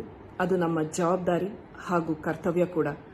ನಿಮ್ಮಲ್ಲಿ ಒಂದು ರಿಕ್ವೆಸ್ಟ್, ದಯವಿಟ್ಟು ಹೊರಗೆ ಹೋಗುವಾಗ ಎಲ್ಲರೂ ಮಾಸ್ಕ್ ಧರಿಸಿ, ಗುಂಪು ಸೇರಬೇಡಿ, ಸೋಷಿಯಲ್ ಡಿಸ್ಟೆನ್ಸಿಂಗ್ ಮೇಂಟೈನ್ ಮಾಡಿ, ಜೊತೆಗೆ ಹ್ಯಾಂಡ್ ಸ್ಯಾನಿಟೈಸ್ ಮಾಡ್ಕೊಳ್ಳಿ. ಸರ್ಕಾರದವರು 45 ವರ್ಷ ಮೇಲ್ಪಟ್ಟವ್ರು ಎಲ್ರಿಗೂ ವ್ಯಾಕ್ಸಿನೇಷನ್ ಕೊಡ್ತಾ ಇದ್ದಾರೆ. ಎಲ್ಲರೂ ತಪ್ಪದೆ ಈ ವ್ಯಾಕ್ಸಿನೇಷನ್ನ ಹಾಕಿಸ್ಕೊಳ್ಳಿ. ಇದ್ರ ಬಗ್ಗೆ ಹಲವಾರು ಜನಕ್ಕೆ ತಪ್ಪು ಮಾಹಿತಿಗಳಿದೆ. ಅದು ಯಾವುದಕ್ಕೂ ಕಿವಿಗೊಡದೆ ಈ ವ್ಯಾಕ್ಸಿನೇಷನ್ನ ತಗೊಳ್ಳಿ, ಯಾಕೆಂದ್ರೆ ಇದರಿಂದ ಕಾಯಿಲೆಯ ತೀವ್ರತೆ ಕಡಿಮೆ ಆಗುತ್ತೆ, ಜೊತೆಗೆ ಡೆತ್ ರೇಟ್ ಕೂಡ ಕಡಿಮೆ ಆಗುತ್ತೆ. ಸೊ ನಾವೆಲ್ಲರೂ ಸರ್ಕಾರದ ಜೊತೆ ಕೈ ಜೋಡಿಸಿ ಈ ಮಹಾಮಾರಿಯನ್ನು ಓಡಿಸೋಣ. Thank you. ಎಲ್ರಿಗೂ ನಮಸ್ಕಾರ. ನಿಮ್ಮೆಲ್ರಿಗೂ ಗೊತ್ತೇ ಇದೆ, ಕರೋನಾ ಎರಡನೇ ಎಲ್ಲ ಸ್ಟಾರ್ಟ್ ಆಗ್ತಾ ಇರೋದು. ದಯವಿಟ್ಟು ಕೈ ಮುಗಿದು ಕೇಳ್ಕೊತಾ ಇದೀನಿ, ಪ್ರತಿಯೊಬ್ಬರೂ ಮಾಸ್ಕ್ನ ಹಾಕಿ ಈ ಕರೋನಾ ಓಡಿಸಿ. ಮತ್ತೆ ಲಾಕ್ಡೌನ್ಗೆ ಒಳಗಾಗೋದು ಬೇಡ. ನಾನು ಯಾಕೆ ಮಾಸ್ಕ್ ಹಾಕೊಂಡು ಮಾತಾಡ್ತೀರಾ ಅಂದ್ರೆ, ನಾನು ಹೇಳೋದು ನಿಮ್ಗೆಲ್ರಿಗೂ ಕೇಳಬೇಕು. ನೀವೆಲ್ಲರೂ ಅದನ್ನ ಫಾಲೋ ಮಾಡ್ತೀರಾ ಅಂತ ನಂಬಿದ್ದೀನಿ. ದಯವಿಟ್ಟು ಮರಿಬೇಡಿ, ಮಾಸ್ಕ್ ಹಾಕಿ, ಸ್ಯಾನಿಟೈಸ್ ಮಾಡ್ಕೊಳ್ಳಿ, ಸೋಷಿಯಲ್ ಡಿಸ್ಟೆನ್ಸಿಂಗ್ ಇಟ್ಕೊಳ್ಳಿ. ನಮಸ್ಕಾರ, ಥ್ಯಾಂಕ್ ಯು. ನಮಸ್ಕಾರ, ನಾನು ರಾಧಿಕಾ ನಾರಾಯಣ್. ನಿಮ್ಮೆಲ್ಲರಿಗೂ ಗೊತ್ತಿರೋ ಹಾಗೆ ಇತ್ತೀಚಿನ ದಿನಗಳಲ್ಲಿ ಕೊರೋನಾ ವೈರಸ್ ಕೇಸಸ್ ದಿನದಿಂದ ದಿನಕ್ಕೆ ಜಾಸ್ತಿ ಆಗ್ತಾನೆ ಹೋಗ್ತಾ ಇದೆ. ಹಾಗಾಗಿ ನಾವು ಕಡ್ಡಾಯವಾಗಿ ಕೆಲವೊಂದು ಸೇಫ್ಟಿ ಪ್ರೋಟೋಕಾಲ್ಸ್ನ ಫಾಲೋ ಮಾಡಲೇಬೇಕಾಗಿದೆ. ನೀವು ಮನೆಯಿಂದ ಆಚೆ ಹೋದಾಗ ದಯವಿಟ್ಟು ನಿಮ್ಮ ಸೇಫ್ಟಿ ಮಾಸ್ಕ್ನ ಹಾಕೊಳ್ಳೋದು ಮರಿಬೇಡಿ. ಸೋಷಿಯಲ್ ಡಿಸ್ಟೆನ್ಸಿಂಗ್ ಫಾಲೋ ಮಾಡಿ, ನಿಮ್ಮ ಕೈಗಳನ್ನು ಆಗಾಗ ತೊಳ್ಕೊತಾ ಇರಿ, ಹ್ಯಾಂಡ್ ಸ್ಯಾನಿಟೈಸರ್ ಯೂಸ್ ಮಾಡಿ. ಅದಲ್ಲದೆ ನಮ್ಮ ಕರ್ನಾಟಕ ಸರ್ಕಾರ ಕೆಲವೊಂದು ಸೇಫ್ಟಿ ಪ್ರೋಟೋಕಾಲ್ಸ್ನ ನಮ್ಮ ಸುರಕ್ಷತೆಗೋಸ್ಕರ ಅಂತ ಅನೌನ್ಸ್ ಮಾಡಿದೆ. ಅದನ್ನ ಚಾಚು ತಪ್ಪದೆ ದಯವಿಟ್ಟು ಫಾಲೋ ಮಾಡಿ. ರಾತ್ರಿ 10 ಗಂಟೆಯ ಒಳಗಡೆ ನಿಮ್ಮ ಮನೆಯನ್ನ ಸೇರಿ, ಮತ್ತೆ ನೀವು 45 ವರ್ಷಕ್ಕಿಂತ ಹೆಚ್ಚಾಗಿದ್ರೆ ದಯವಿಟ್ಟು ಕೋವಿಡ್ ಲಸಿಕೆನ ಹಾಕೊಳ್ಳಿ. ನೀವು ಸೇಫ್ ಆಗಿರಿ, ನಿಮ್ಮ ಸುತ್ತಮುತ್ತ ಇರೋರ್ನು ಸೇಫ್ ಆಗಿಡಿ. Be safe, stay. ನಮಸ್ಕಾರ, ನಾನು ನಿಮ್ಮ ಹರ್ಷಿಕಾ ಪುಣಚ್ಚ. ಕೊರೋನಾ ಅನ್ನೋ ಮಹಾಮಾರಿನ ಹೋಗ್ಲಾಡ್ಸೋದಕ್ಕೆ ನಮ್ಮ ಕರ್ನಾಟಕ ಸರ್ಕಾರ ಸಾಕಷ್ಟು ನಿಯಮಗಳನ್ನ ಅಳವಡಿಸಿದೆ. ಇದನ್ನ ನಾವೆಲ್ಲರೂ ಫಾಲೋ ಮಾಡಬೇಕು. ಮೊದಲನೇದಾಗಿ ನಿಮ್ಗೆಲ್ಲರೂ ಗೊತ್ತಿರೋ ಹಾಗೆ ಮಾಸ್ಕ್ ಕಡ್ಡಾಯವಾಗಿ ಧರಿಸಬೇಕು. ಎಲ್ಲ ಸಾರ್ವಜನಿಕರು 3 ಅಡಿ ಡಿಸ್ಟೆನ್ಸ್ ಅಂದ್ರೆ ಸೋಷಿಯಲ್ ಡಿಸ್ಟೆನ್ಸಿಂಗ್ ಕಾಯ್ದಿಡಬೇಕು. ಹಾಗೆ ಕೈ ವಾಶ್ ಮಾಡ್ತಾ ಇರಬೇಕು, ಹ್ಯಾಂಡ್ ಸ್ಯಾನಿಟೈಸರ್ ಯೂಸ್ ಮಾಡ್ತಾ ಇರಬೇಕು. ಇದರ ಜೊತೆಗೆ 45 ವರ್ಷಗಳಿಗಿಂತ ಹೆಚ್ಚಾದವರು ವ್ಯಾಕ್ಸಿನೇಷನ್ ಮಾಡಿಸ್ಕೋಬೇಕು. ಹಾಗೆ ಈಗ ನೈಟ್ ಕರ್ಫ್ಯೂ ಶುರು ಆಗಿದೆ. ಸೊ ದಯವಿಟ್ಟು ರಾತ್ರಿ ಆಗ್ತಾ ಇದ್ದಂಗೆ ಎಲ್ಲರೂ ದಯವಿಟ್ಟು ಮನೆ ಸೇರ್ಕೋಬೇಡಿ ಅಂಡ್ ಗುಂಪಲ್ಲಿ ಕಾಣಿಸ್ಕೋಬೇಡಿ. Be safe, take care and let's fight corona. ಓಡಿಸ್ಬಿಡೋಣ ಕೊರೋನಾನ. Thank you so much. ನಮಸ್ಕಾರ, ನಾನು ನಿಮ್ ಸುಧಾರ. ಸರ್ಕಾರಕ್ಕೆ ಸಂಬಂಧಪಟ್ಟಂತೆ ಕ್ಲಾರಿಟಿಯನ್ನ ನಿಮ್ಮ ಮುಂದೆ ಇಡ್ತಾ ಹೋಗ್ತಾ ಇದ್ವಿ. PUC ಪರೀಕ್ಷೆ ರದ್ದಾಗಿದೆ, SSLC ಎಕ್ಸಾಮ್ ಅನ್ನ ಯಾವ ರೀತಿಯಾಗಿ ಮಾಡ್ಲಿಕ್ಕೆ ಮುಂದಾಗಲಾಗಿದೆ, ಅದಕ್ಕೆ ಏನೇನೆಲ್ಲ ಸಮಸ್ಯೆಗಳು ಕಾಡ್ತವೆ, ಯಾವ ರೀತಿಯಾಗಿ ಇದು ಅನುಕೂಲ ಕೂಡ ಆಗ್ಬೋದು, ಇದೆಲ್ಲದ್ರ ಬಗ್ಗೆನೂ ಕೂಡ ಮಾತನಾಡ್ತಾ ಹೋಗ್ತಾ ಇದ್ವಿ. ಶಿಕ್ಷಣ ತಜ್ಞರಾಗಿರುವಂತಹ ವೆಂಕಟ ಸುಬ್ಬರಾವ್ ಅವರು ಕೂಡ ಇದ್ರ ಬಗ್ಗೆ ಕೆಲವೊಂದು ಸ್ಪಷ್ಟನೆಯನ್ನ ನೀಡ್ತಾ ಹೋಗ್ತಾ ಇದ್ರು. ಇಲ್ಲಿ ಮೈನ್ ಆಗಿ ಇರುವಂತ ಮತ್ತೊಂದು ಪ್ರಶ್ನೆ ಅಂದ್ರೆ ಸಿಲೆಬಸ್ನ ವಿಚಾರಕ್ಕೆ ಸಂಬಂಧಪಟ್ಟಂತಾನೆ. ಯಾಕೆಂದ್ರೆ ಮೂರ್ ಸಬ್ಜೆಕ್ಟ್ ಅನ್ನ ಸೇರಿಸಿ ಒಂದೊಂದು ಎಕ್ಸಾಮ್ ಮಾಡುವಂತ ಹಿನ್ನೆಲೆಯಲ್ಲಿ ಸಹಜವಾಗಿ SSLC ವಿದ್ಯಾರ್ಥಿಗಳಿಗೆ ಇದು ಸವಾಲಿನ ರೀತಿಯಲ್ಲೇ ಕಾಣಿಸುತ್ತೆ. PUC ವಿದ್ಯಾರ್ಥಿಗಳಿಗೆ ಅಷ್ಟು ದೊಡ್ಡ ಮಟ್ಟದ ಸವಾಲಂತ ಅನ್ನಿಸದೇ ಇದ್ದರೂ ಕೂಡ SSLC ವಿದ್ಯಾರ್ಥಿಗಳು ಅದಕ್ಕೆ ಸ್ವಲ್ಪ ಪ್ರಿಪೇರ್ ಆಗ್ಲಿಕ್ಕೆ ಒಂದು ಸಾಕಷ್ಟು ಟೈಮ್ ಆಗ್ಬೋದು, ಅಥವಾ ಅದಕ್ಕೊಂದು ರೀತಿಯಾಗಿ ಮೆಂಟಲಿ ಪ್ರಿಪೇರ್ ಆಗ್ಲಿಕ್ಕೂ ಕೂಡ ಕಷ್ಟ ಸಾಧ್ಯ ಆಗ್ಬೋದೋ ಗೊತ್ತಿಲ್ಲ. ವೆಂಕಟ ಸುಬ್ಬರಾವ್ ಅವ್ರನ್ನೇ ಕೇಳ್ಬಿಡ್ತೀನಿ. ಸರ್, ಅವಾಗ್ಲೇನೂ ಕೂಡ ನಾನು ಮಾತಾಡ್ತಿದ್ದೆ ಸಿಲೆಬಸ್ನ ವಿಚಾರಕ್ಕೆ ಸಂಬಂಧಪಟ್ಟಂತೆ. ಒಂದು ಕಾಲ್ ಬಂತು, ಡಿಸ್ಟರ್ಬ್ ಆಯಿತು. ಸಿಲೆಬಸ್ ವಿಚಾರಕ್ಕೆ ಸಂಬಂಧಪಟ್ಟಂತೆ ಏನು ಹೇಳ್ತೀರಾ? ಯಾವ ರೀತಿಯಾಗಿ ಸಿಲೆಬಸ್ ಅನ್ನ ಈಗ ಸರ್ಕಾರ ಅಳವಡಿಸಬೇಕಾಗಿದೆ ಇಂಥ ಎಕ್ಸಾಮ್ಗಳಿಗೆ ಅಂತ? ಹಾ ಸರ್, ಇವಾಗ ಒಂದು ಜ್ಞಾನಾಧಾರಿತ ಪ್ರಶ್ನೆಗಳಷ್ಟೇ ಆದ್ರಿಂದ, ನೇರ ಆಬ್ಜೆಕ್ಟಿವ್ ಟೈಪ್ ಕ್ವಶನ್ಸ್ ಅಷ್ಟೇ ಆದ್ರಿಂದ ಈ ಒಂದು ವರ್ಷದಲ್ಲಿ ಮಕ್ಕಳು ಕೆಲವು ಸರಿಯಾದರೂ ಆ ಪಾಠಗಳನ್ನ ಓದಿರ್ತಾರೆ ಅನ್ನೋ ನಾವು ಒಂದು ಊಹೆಯನ್ನ ಮಾಡ್ಕೊಂಡ್ರೆ ಸಿಲೆಬಸ್ ಅನ್ನ ಕಮ್ಮಿ ಮಾಡುವಂತ ಅವಶ್ಯಕತೆ ಬರೋದಿಲ್ಲ. ಅದರ ಗಮನಿಸೋಣ, ಇದು ಬರೀ ಜ್ಞಾನಾಧಾರಿತ ಪ್ರಶ್ನೆಗಳಷ್ಟೇ ಆದ್ರಿಂದ. ಆಮೇಲೆ ಇವರು ಒಂದು ಸ್ಯಾಂಪಲ್ ಕ್ವಶನ್ ಪೇಪರ್ಸ್ ಪ್ರಶ್ನೆಗಳ ಮಾದರಿ ಕೊಡೋದ್ರಿಂದ ಆ ಪ್ರಶ್ನೆ ಬರ್ದೇನೂ ಇರ್ಬೋದು ಸರ್. ಆದ್ರೆ ಈ 3 ಪರೀಕ್ಷೆ ಒಟ್ಟಿಗೆ ಬರೀಬೇಕು. SSLC ಮಕ್ಕಳು ಎಷ್ಟು ಜನ ಈ ತರ ಸ್ಪರ್ಧಾತ್ಮಕ ಪರೀಕ್ಷೆಗಳಿಗೆ ಹೋಗಿರೋದಿಲ್ಲ. ಇದನ್ನೆಲ್ಲ ಗಮನದಲ್ಲಿ ಇಟ್ಕೊಂಡ್ರೆ ಆ ಸಿಲೆಬಸ್ ಅನ್ನ ಎಷ್ಟು ಸಾಧ್ಯನೋ ಅಷ್ಟು ಕಡಿಮೆ ಮಾಡ್ಬೇಕು. ಅದಕ್ಕೆ ಮತ್ತೆ ಅದನ್ನ ವೈಜ್ಞಾನಿಕವಾಗಿ ಕಡಿಮೆ ಮಾಡ್ಬೇಕು ಸರ್. ಸುಮ್ನೆ ಯಾವ್ದೋ ಪಾಠಗಳನ್ನ ತೆಗೆಯೋದಕ್ಕಾಗಲ್ಲ, ಉಳಿಸ್ಕೊಳ್ಬೇಕಾಗತ್ತೆ. ಆ ಒಂದು ಆದೇಶಕ್ಕೆ ನಾವು ಕಾಯ್ಬೇಕು ಅಂತ ಅನ್ಸುತ್ತೆ ಸರ್. ಇಷ್ಟಲ್ಲೇ ಬರುತ್ತೆ. ಒಂದು ವಿಚಾರ ಸರ್, ಇಲ್ಲಿ ಈ ನವೋದಯ ಎಕ್ಸಾಮ್ಸ್ ಗಳನ್ನ ಬರ್ದಿರ್ತಾರಲ್ಲ, ಆ ವಿದ್ಯಾರ್ಥಿಗಳಿಗೆ ಒಂದ್ ರೀತಿಯಾಗಿ ಈ ರೀತಿಯಾದಂತ ಎಕ್ಸಾಮ್ ಗಳನ್ನ ಅಟೆಂಡ್ ಮಾಡ್ಲಿಕ್ಕೆ ಈಸಿ ಆಗುತ್ತೆ. ಯಾಕೆಂದ್ರೆ ಪ್ರಿಪೇರ್ ಆಗಿರ್ತಾರೆ ಅವರು ಆ ಟೈಮಲ್ಲಿ ನವೋದಯ ಎಕ್ಸಾಮ್ಸ್ ಗಳನ್ನ ಬರೆಯುವಂತ ಸಂದರ್ಭದಲ್ಲಿ. ಆ ರೀತಿಯಾಗಿ ಸಿಲೆಬಸ್ ಇದ್ರೆ ಒಂದ್ ರೀತಿಯಾಗಿ ಹೆಲ್ಪ್ಫುಲ್ ಆಗುತ್ತೆ ಅಲ್ವಾ? ಹೆಲ್ಪ್ಫುಲ್ ಆಗುತ್ತೆ ಸರ್. ಈಗ ಫಾರ್ ಎಕ್ಸಾಂಪಲ್ NMMS ಎಕ್ಸಾಮ್ ಇರ್ಬೋದು, NTSC ಎಕ್ಸಾಮ್ಸ್ ಇರ್ಬೋದು, ಈ ತರ ಸ್ಪರ್ಧಾತ್ಮಕ ಪರೀಕ್ಷೆಗಳಿಗೆ ನಮ್ಮ ಸರ್ಕಾರಿ ಶಾಲೆ ಮಕ್ಕಳು ಸುಮಾರು ಜನ ಹೋಗ್ತಿದ್ದಾರೆ, ಗ್ರಾಮೀಣ ಭಾಗದಿಂದಲೂ ಹೋಗ್ತಾ ಇದ್ದಾರೆ. ಆ ರೀತಿ ಪರೀಕ್ಷೆ ಬರೆದವರಿಗೆ ಇದು ಬಹಳ ಕಷ್ಟ ಅನ್ಸೋದಿಲ್ಲ. ಆದ್ರೆ ಮಿಕ್ಕಿದ ಮಕ್ಕಳಿಗೆ ಸಹಜವಾಗಿ ಗೊಂದಲ ಇರುತ್ತೆ. ಆದ್ರೆ ಒಂದು ಧೈರ್ಯ ತಗೊಳ್ಳಿ ಸರ್. ಮಾತಾಡ್ತೀನಿ ಈ ವಿಚಾರದ ಬಗ್ಗೆ. ಮಧುಸೂದನ್ ಅಂತ ಕರೆಯನ್ನ ಮಾಡಿದ್ದಾರೆ ಮಂಡ್ಯದಿಂದ. ನಮಸ್ಕಾರ ಮಧುಸೂದನ್ ಅವರೇ. ನಮಸ್ಕಾರ. ಹೇಳಿ ಮಧುಸೂದನ್. ಸರ್, ಈಗ ನಮ್ಗೆ 30% ಅಂತ ಸಿಲೆಬಸ್ ರಿಡ್ಯೂಸ್ ಮಾಡಿದಾರಲ್ಲ ಸರ್, ಅದೇ ಈಗ ಎಕ್ಸಾಮ್ ನಮ್ಗೆ ಇದಿಷ್ಟ ಇಲ್ಲ ಗ್ರೇಡ್ ಅನ್ನೋರ್ಗೆ ಬೇರೆ ತರ ಎಕ್ಸಾಮ್ ಕೊಡ್ತಾರಲ್ಲ, ಅವ್ರಿಗೆ ಮಾರ್ಕ್ಸ್ ಕೊಡ್ತಾರ ಅಥವಾ ಗ್ರೇಡ್ ಕೊಡ್ತಾರ ಅಂತ ಸೇಮ್ ಗ್ರೇಡ್. ಯಾಕೆಂದ್ರೆ ನಿಮ್ಮ ಸಹಪಾಠಿಗಳಿಗೆ ಯಾವ ರೀತಿಯಾಗಿ ಗ್ರೇಡ್ ಗಳನ್ನ ಕೊಡ್ಲಾಗಿರುತ್ತೆ, ನಿಮಗೆ ಮಾರ್ಕ್ಸ್ ಕೊಟ್ಬಿಟ್ರೆ ನಿಮ್ಮಲ್ಲೇ ವೇರಿಯೇಷನ್ ಆಗ್ಬಿಡುತ್ತೆ. ಸಾರಿ, ಅವರಿಂದನೇ ಉತ್ತರ ಕೊಡ್ಸ್ಬಿಡ್ತೀನಿ. ವೆಂಕಟ ಸುಬ್ಬರಾವ್ ಅವರೇ, ನಾನು ಹೇಳಿದ್ ಕರೆಕ್ಟ್ ಅಂತ ಕಾಣಿಸುತ್ತೆ. ಯಾಕೆಂದ್ರೆ ಮಾರ್ಕ್ಸ್ ಒಬ್ಬರಿಗೆ ಮತ್ತೊಬ್ಬರಿಗೆ ಗ್ರೇಡ್ ವ್ಯತ್ಯಾಸ ಮಾಡ್ಲಿಕ್ಕೆ ಸಾಧ್ಯನೇ ಇಲ್ಲ, ಅದೇ ಇಯರ್ ಓದ್ತಾ ಇರುವಂತ ಸ್ಟೂಡೆಂಟ್ಸ್ಗಳಿಗೆ.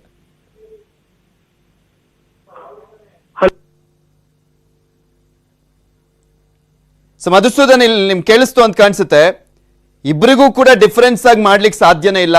ನಿಮಗೆ ಈಗ ಎಕ್ಸಾಮ್ ಬರೀತೀರಾ ಅನ್ನೋ ಕಾರಣಕ್ಕೋಸ್ಕರ ನಿಮ್ಮ ಮಾರ್ಕ್ಸ್ 95 ತೆಗಿಬಹುದು ಅಥವಾ 70 ತೆಗಿಬಹುದು. ಈ ರೀತಿಯಾಗಿ ಮಾರ್ಕ್ಸ್ ಗಳಲ್ಲಿ ಡಿಸೈಡ್ ಮಾಡ್ಲಿಕ್ಕೆ ಆಗೋದಿಲ್ಲ. ಯಾವ ರೀತಿಯಾಗಿ ಗ್ರೇಡ್ ಅನ್ನ ಕೊಡ್ತಾರೆ ನಿಮ್ಮ ಉಳಿದಂತ ಗೆಳೆಯರಿಗೆ, ಅದೇ ರೀತಿಯಾಗಿ ನಿಮ್ಗೂ ಕೂಡ ಗ್ರೇಡ್ ಅನ್ನ ಕೊಡ್ತಾರೆ. ನೀವು 95 ತೆಗೆದ್ರೆ A+ ಅಥವಾ 70 ಈ ರೀತಿಯಾಗಿ ತೆಗೆದ್ರೆ B ಅಥವಾ B+, ಈ ರೀತಿಯಾಗಿನೇ ಗ್ರೇಡ್ ಅನ್ನ ನಿರ್ಧಾರ ಮಾಡ್ತಾ ಹೋಗುತ್ತೆ ಸರ್ಕಾರ. Thank you so much Madhusudan, ಕರೆಯನ್ನ ಮಾಡಿದ್ದಕ್ಕೆ. ಗಮನಿಸ್ತಾ ಇದ್ದೀರಲ್ಲ, ಇಲ್ಲಿ SSLC ಪರೀಕ್ಷೆಯ ವಿಚಾರಕ್ಕೆ ಸಂಬಂಧಪಟ್ಟಂತೆ ಸರ್ಕಾರ ಅಂತೂ ನಿರ್ಧಾರ ಮಾಡಿದೆ. ಅದು 3 ವಿಷಯಗಳನ್ನ ಸೇರ್ಬಿಟ್ಟು, ಅಂದ್ರೆ ಭಾಷೆ ಆಧಾರಿತ ವಿಷಯಗಳನ್ನ ಸೇರಿಸ್ಬಿಟ್ಟು ಒಂದು ಎಕ್ಸಾಮು, ಮತ್ತು ಒಂದ್ ಕಡೆ ವಿಷಯ ಆಧಾರಿತ ಸಬ್ಜೆಕ್ಟ್ ಗಳನ್ನ ಸೇರಿಸ್ಬಿಟ್ಟು ಒಂದು ಎಕ್ಸಾಮ್ ಅನ್ನ ಮಾಡ್ತಾ ಇರುವಂತದ್ದು. ಟೋಟಲ್ ಆಗಿ 2 ಪೇಪರ್ ಮಾತ್ರ ಇರುತ್ತೆ. ಅದು ಯಾವಾಗ ಅನ್ನುವಂಥದ್ದು, ಅಂದ್ರೆ ಈಗ ಆಲ್ರೆಡಿ ಸುರೇಶ್ ಕುಮಾರ್ ಅವರು ಹೇಳ್ತಾ ಇರುವಂತ ಪ್ರಕಾರ ಜುಲೈ 3rd ವೀಕ್ ಮಾಡಬೇಕು ಅಂತ ಅಂದ್ಕೊಂಡಿದ್ದೇವೆ ಅಂತ ಹೇಳಿದ್ದಾರೆ. ಅವತ್ತೇ ಮಾಡ್ತೀವಿ, ಅವತ್ತೇ ಡೇಟ್ ಅನೌನ್ಸ್ ಮಾಡ್ತಾ ಇದೀವಿ ಅಂತ ಇನ್ನೂ ಕೂಡ ಹೇಳಿಲ್ಲ. 3ನೇ ವಾರ ಮಾಡಬೇಕು ಅಂತ ಅಂದ್ಕೊಂಡಿದ್ದೀವಿ ಅಂತ ಹೇಳ್ತಾ ಇದ್ದಾರೆ. ಆರೋಗ್ಯ ಇಲಾಖೆಯವರನ್ನ ಸಂಪರ್ಕ ಮಾಡಿದಂತ ಸಂದರ್ಭದಲ್ಲಿ ಆ ಟೈಮಲ್ಲಿ ಸ್ವಲ್ಪ ಕಡಿಮೆ ಇರುವಂತ ಸಾಧ್ಯತೆ ಇರುತ್ತೆ ಅಂತ ಹೇಳಿದಂತ ಹಿನ್ನೆಲೆಯಲ್ಲಿ ಆ ಟೈಮಲ್ಲಿ ಮಾಡ್ಕೊಳ್ಬೇಕು ಅಂತ ಅನ್ಕೊಂಡಿದೀವಿ ಅಂತ ಹೇಳಿರುವಂತ ಹಿನ್ನೆಲೆಯಲ್ಲಿ ನೋಡ್ಬೇಕು. ಇನ್ನು ಕೂಡ ಅದು ಪರ್ಟಿಕ್ಯುಲರ್ಲಿ ಅವತ್ತೇ ನಡೆಯುತ್ತೆ ಅನ್ನೋದು ಡಿಸೈಡ್ ಆಗಿಲ್ಲ. ಮುಖ್ಯಮಂತ್ರಿಗಳು ಕೂಡ ಹೇಳಿದ್ದಾರೆ, ಆ ಸಂದರ್ಭದಲ್ಲಿ ಏನಾದರೂ ಕೊರೋನಾ ಪ್ರಕರಣಗಳು ಜಾಸ್ತಿ ಇದ್ದಂತ ಸಂದರ್ಭದಲ್ಲಿ SSLC ಎಕ್ಸಾಮ್ ಅನ್ನ ನಾವು ಮಾಡೋದಿಲ್ಲ ಅಂತ ಮುಖ್ಯಮಂತ್ರಿಗಳು ಹೇಳಿದ್ದಾರೆ. ನೋಡ್ಬೇಕು ಆ ಟೈಮಲ್ಲಿ ಯಾವ್ಯಾವ ರೀತಿಯಾಗಿ ಇರುತ್ತೆ ಈ ಕೊರೋನಾ ಅಲೆ ಅನ್ನುವಂಥದ್ದು. ಮತ್ತೊಬ್ರು ಕಾಲರ್ ರೆಡಿ ಇದ್ದಾರೆ, ತನುಶ್ರೀ ಅಂತ ಬೆಂಗಳೂರಿಂದ ಕರೆಯನ್ನ ಮಾಡಿದ್ದಾರೆ. ನಮಸ್ಕಾರ ತನುಶ್ರೀ ಅವರೇ. ನಮಸ್ಕಾರ ಸರ್. ಹೇಳಿ ತನುಶ್ರೀ. ಇದು ನೀವು ಸೆಕೆಂಡ್ PUC ಎಕ್ಸಾಮ್ ನ ಸ್ಟಾಪ್ ಮಾಡ್ಬೇಕು ಅಂತ ಡಿಸಿಷನ್ ತಗೊಂಡಿದ್ದೀರಾ ಅಲ್ವಾ ಸರ್? ಸರ್ಕಾರ ತಗೊಂಡ್ರೆ ಗೌರ್ಮೆಂಟ್ ಅದರಿಂದ ಸೆಕೆಂಡ್ PUC ಸ್ಟೂಡೆಂಟ್ಸ್ ಗೆ ಏನ್ ಡಿಸಿಷನ್, ಅವ್ರ ಇದೇನಾಗಿರುತ್ತೆ ಅಂತ ನೀವ್ ಏನು ಯೋಚನೆ ಮಾಡಿಲ್ಲ. ಬಿಕಾಸ್ ಇವಾಗ ನೋಡಿ 10th ಅಲ್ಲಿ ಕೆಲವು ಮಕ್ಳು ಡಿಸ್ಟಿಂಕ್ಷನ್ ಲೆವೆಲ್ ಅಲ್ಲಿ ಪಾಸ್ ಆಗಿರ್ತಾರೆ. ಅದೇ ಫಸ್ಟ್ PUC ಅಲ್ಲಿ ಕಡಿಮೆ ಮಾರ್ಕ್ಸ್ ಸ್ಕೋರ್ ಮಾಡಿರ್ತಾರೆ, ಅಂದ್ರೆ ಜಸ್ಟ್ ಪಾಸ್ ಆಗಿರ್ತಾರೆ. ಬಿಕಾಸ್ ಕಾನ್ಸಂಟ್ರೇಟ್ ಮಾಡೋದಕ್ಕೆ ಆಗಿರೋದಿಲ್ಲ ಫಸ್ಟ್ PUC ಅಲ್ಲಿ. ಅದೇ ಸೆಕೆಂಡ್ PUC ಅಲ್ಲಿ ಅವರು ಚೆನ್ನಾಗಿ ಟ್ರೈ ಮಾಡ್ಬೇಕು, ನಾವು ಸ್ಕೋರ್ ಮಾಡ್ಬೇಕು ಅಂತ ಟ್ರೈ ಮಾಡಿ ಹಾಲಿಡೇ ಸಿಕ್ಕಿದೆಯಲ್ಲ. ತನುಶ್ರೀ ಅವರೇ, ಹೌದು, ನಿಮ್ ಪ್ರಶ್ನೆ ಕರೆಕ್ಟ್ ಆಗಿದೆ. ಇದಕ್ಕೆ ಸುರೇಶ್ ಕುಮಾರ್ ಅವರು ಆನ್ಸರ್ ಕೂಡ ಕೊಟ್ಟಿದ್ದಾರೆ. ಈಗ ನಿಮಗೆ ಈ ಗ್ರೇಡ್ಗಳು ನೀವು ಎಕ್ಸ್ಪೆಕ್ಟ್ ಮಾಡಿದ ರೀತಿಯಲ್ಲಿ, ನೀವು ಓದಿದ ರೀತಿಯಲ್ಲಿ ಫಸ್ಟ್ PU ನಲ್ಲಿ ಇರ್ಲಿಲ್ಲ, ನಾವು ಸೆಕೆಂಡ್ PU ನಲ್ಲಿ ಇನ್ನೂ ತುಂಬಾ ಚೆನ್ನಾಗಿ ಓದ್ತಾ ಇದ್ವಿ, ಈ ಗ್ರೇಡ್ಗೂ ಆ ಗ್ರೇಡ್ಗೂ ನಮ್ಗೆ ಇಷ್ಟ ಆಗ್ಲಿಲ್ಲ ಅಂದ್ರೆ ನೀವು ಮತ್ತೆ ಎಕ್ಸಾಮ್ ಅನ್ನ ಬರಿಬಹುದು, ಅದಕ್ಕೆ ಅವಕಾಶ ಇರುತ್ತೆ. ಈ ಗ್ರೇಡ್ ಕೊಟ್ಟಿದಾರಲ್ಲ ಸರ್, A B C ಈ ತರ ಗ್ರೇಡ್ಸ್ ನ ಕೊಡ್ತೀವಿ ಅಂದ್ರೆ ಫಸ್ಟ್ ತೆಗ್ದಿರೋ ಮಾರ್ಕ್ಸ್ ಮೇಲೆ ಗ್ರೇಡ್ಸ್ ನ ಕೊಡ್ತೀವಿ ಅಂತ. ನಿಮಗೆ ಇಷ್ಟ ಆಗ್ಲಿಲ್ಲ ಅಂದ್ರೆ ತನುಶ್ರೀ ಅವರೇ, ಈಗ ನಿಮಗೆ ಇಷ್ಟ ಆಗ್ಲಿಲ್ಲ, ನಿಮ್ಗೆ ಫಸ್ಟ್ PU ನಲ್ಲಿ ನಿಮ್ಗೆ B ಗ್ರೇಡ್ ಬಂದಿತ್ತು ಅನ್ಕೊಳ್ಳಿ, ಬಟ್ ಇವಾಗ ನೀವು A ಗ್ರೇಡ್ಗೆ ಅಂದ್ರೆ 90ಕ್ಕೂ ಹೆಚ್ಚಿನ ಮಾರ್ಕ್ಸ್ ಅನ್ನ ತೆಗೆಯುವ ರೀತಿಯಲ್ಲಿ ಓದ್ತಾ ಇರ್ತೀರಾ, ಇನ್ನೂ ಎಫರ್ಟ್ ಹಾಕ್ಬಿಟ್ಟು ಓದ್ತಾ ಇರ್ತೀರಾ. A ಗ್ರೇಡ್ ಬರ್ಬೇಕಾಗಿತ್ತು ನಂಗೆ ಸೆಕೆಂಡ್ PU ನಲ್ಲಿ, ಬಟ್ B ಗ್ರೇಡ್ ಕನ್ಸಿಡರ್ ಮಾಡ್ಬಿಟ್ಟು B ಗ್ರೇಡ್ ಕೊಡ್ತಿದ್ದಾರೆ ಅಂತ ಅಂದ್ಕೊಂಡ್ರೆ ನಿಮ್ಗೆ ಇಷ್ಟ ಇಲ್ಲ ಅಂದ್ರೆ ಮತ್ತೆ ಎಕ್ಸಾಮ್ ಅನ್ನ ನೀವು ಬರಿಬಹುದು, ನಿಮ್ಗೆ ಅವಕಾಶ ಇದೆ ತನುಶ್ರೀ. Okay sir. ಅಲ್ಲ, ನಾನು ಯಾಕೆ ಈ ತರ ಹೇಳ್ತಿದ್ದೀನಿ ಅಂದ್ರೆ, ಇವಾಗ ಸೆಕೆಂಡ್ PU ಸ್ಟೂಡೆಂಟ್ಸ್ ಲೈಫ್ ಆಗಿರುತ್ತೆ ಅಲ್ವಾ, 10th ಹೇಗೆ ಸ್ಟೂಡೆಂಟ್ಸ್ ಲೈಫ್ ಆಗಿರುತ್ತೋ ಸೆಕೆಂಡ್ PU ಹಾಗೆ ಆಗಿರುತ್ತೆ. ಹೌದು ಹೌದು. ಇದ್ರ ಬಗ್ಗೆ ಸ್ವಲ್ಪ ಜಾಸ್ತಿ ಯೋಚನೆ ಮಾಡಿ ಬೇಗ ಡಿಸಿಷನ್ಸ್ ನ ನಮ್ಗೆ ಕೊಟ್ರೆ ನಮ್ಗೆ ಹೆಲ್ಪ್ಫುಲ್ ಆಗುತ್ತೆ ಅಂತ ನಂದು. ಅದೇ ಗೊತ್ತಾಯ್ತು, ಅದಕ್ಕೆ ನಾನು ಕ್ಲಾರಿಟಿ ಕೊಟ್ಟಿದ್ದು ಇದ್ರ ಬಗ್ಗೆ. ನಿಮ್ಗೆ ಇಷ್ಟ ಇಲ್ಲ ಅಂದ್ರೆ, ನಿಮಗೆ ನಿಮ್ಮ ಶಾಲೆಯವ್ರು ಕೊಟ್ಟಿರುವಂತ ಗ್ರೇಡ್ ಇಷ್ಟ ಇಲ್ಲ ಅಂದ್ರೆ ಮತ್ತೊಮ್ಮೆ ನೀವು ಎಕ್ಸಾಮ್ ಅನ್ನ ಬರೆದು ನಿಮ್ಗೆ A ಗ್ರೇಡೋ A+ ಗ್ರೇಡೋ ಆ ರೀತಿಯಾಗಿ ಓದಿದಿದ್ರೆ ಆ ರೀತಿಯಾದಂತ ಗ್ರೇಡೇ ಸಿಗುತ್ತೆ ನಿಮ್ಗೆ. ಸರ್ಕಾರ ಎಕ್ಸಾಮ್ ಮಾಡ್ಲಿಕ್ಕೆ ಮತ್ತೆ ಅವಕಾಶವನ್ನ ಮಾಡಿಕೊಡುತ್ತೆ ನಿಮ್ಗೆ. ಅದ್ರ ಬಗ್ಗೆ ಸ್ಪಷ್ಟಪಡಿಸಿದ್ದಾರೆ ಸುರೇಶ್ ಕುಮಾರ್ ಅವರು. ಇಷ್ಟ ಇಲ್ಲದಿರುವಂತವ್ರು ಎಕ್ಸಾಮ್ ಮಾಡ್ಕೊಡ್ಲಿಕ್ಕೆ ನಾವು ಈಗ ಆಲ್ರೆಡಿ ನಿರ್ಧಾರವನ್ನ ಮಾಡಿದ್ದೀವಿ, ಅದಕ್ಕೆ ಎಕ್ಸಾಮ್ ಕೂಡ ಮಾಡಲಿಕ್ಕೆ ಅವಕಾಶವನ್ನ ಮಾಡಿಕೊಡ್ತೀವಿ ಅಂತ ಹೇಳಿದ್ದಾರೆ. Don't worry about it. Okay, thank you Tanushree ಅವರೇ ಮಾತಾಡ್ಲಿದ್ದಕ್ಕೆ. ಎಸ್, ಇಲ್ಲಿ ವೆಂಕಟ ಸುಬ್ರಾವ್ ಅವರು ನೇರ ಸಂಪರ್ಕದಲ್ಲಿ ಜಾಯ್ನ್ ಆಗಿದ್ರು. ಅವಾಗ್ಲಿಂದ ಸಾಕಷ್ಟು ಪ್ರಶ್ನೆಗಳಿಗೆ ಉತ್ತರವನ್ನ ಕೂಡ ಕೊಡ್ತಾ ಇದ್ರು, ಮಕ್ಕಳ ಡೌಟ್ಗಳನ್ನ ಕೂಡ ಕ್ಲಿಯರ್ ಮಾಡ್ತಾ ಇದ್ರು. ಇಲ್ಲಿ ಇರುವಂತ ಸವಾಲು ತನುಶ್ರೀ ಅವರ ಒಂದು ಪ್ರಶ್ನೆಯಲ್ಲಿ ನೋಡಿದ್ರೇನೆ ಗೊತ್ತಾಗುತ್ತೆ. ವೆಂಕಟ ಸುಬ್ರಾವ್ ಅವರೇ, ನೀವು ಕೂಡ ಗಮನಿಸ್ತಾ ಇದ್ರಿ ತನುಶ್ರೀ ಅವರ ಮಾತನ್ನ, ಮತ್ತೆ ಇನ್ನೊಂದಿಬ್ರು ಸ್ಟೂಡೆಂಟ್ಸ್ಗಳು ಮಾತಾಡ್ತಾ ಇದ್ರು, ನಿಸರ್ಗ, ಇವರೆಲ್ಲರೂ ಕೂಡ ಇರುವಂತ ಡೌಟ್ಸು ತುಂಬಾ ಈಗ ಸರ್ಕಾರ ಕೈಗೊಂಡಿರುವಂತ ನಿರ್ಧಾರದ ವಿಚಾರಕ್ಕೆ ಸಂಬಂಧಪಟ್ಟಂತೆ ಒಂದು ರೀತಿಯಾಗಿ ಅಸಮಾಧಾನನೇ ಇದೆ. ಏನ್ ಮಾಡಬೇಕು, ಈ ರೀತಿಯಾಗೆಲ್ಲ ಮಾಡಿಬಿಟ್ರೆ ನಾವು ಯಾವ ರೀತಿಯಾಗಿ ನೆಕ್ಸ್ಟ್ ಹೋಗ್ಬೇಕು, ನೆಕ್ಸ್ಟ್ ಸ್ಟೆಪ್ ಯಾವ ರೀತಿಯಾಗಿ ನಾವು ಅಂದ್ರೆ ಸೆಲೆಕ್ಟ್ ಮಾಡ್ಕೊಳ್ಬೇಕು, ಈ ರೀತಿಯಾದಂತ ಡೌಟ್ಸ್ ಏನ್ ಹೇಳ್ತೀರಾ ಇವ್ರಿಗೆಲ್ಲ? ಸರ್, ಮೊದಲು ವಿದ್ಯಾರ್ಥಿಗಳಿಗೆ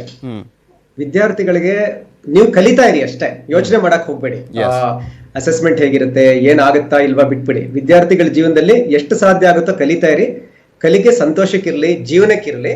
ಆದ್ರಿಂದ ಯಾವುದೇ ರೀತಿ ಅವರು ಮೌಲ್ಯಮಾಪನ ಮಾಡಿದ್ರು ನೀವು ಅದಕ್ಕೆ ಹೊಂದ್ಕೊಂಡಿರ್ತೀರಪ್ಪ. ಆದ್ರಿಂದ ನಿಮ್ ಮಕ್ಕಳು ಟೆನ್ಷನ್ ಮಾಡ್ಕೊಳ್ಬೇಡಿ, ಓದ್ತಾ ಇರಿ, ಒಳ್ಳೇದಾಗುತ್ತೆ.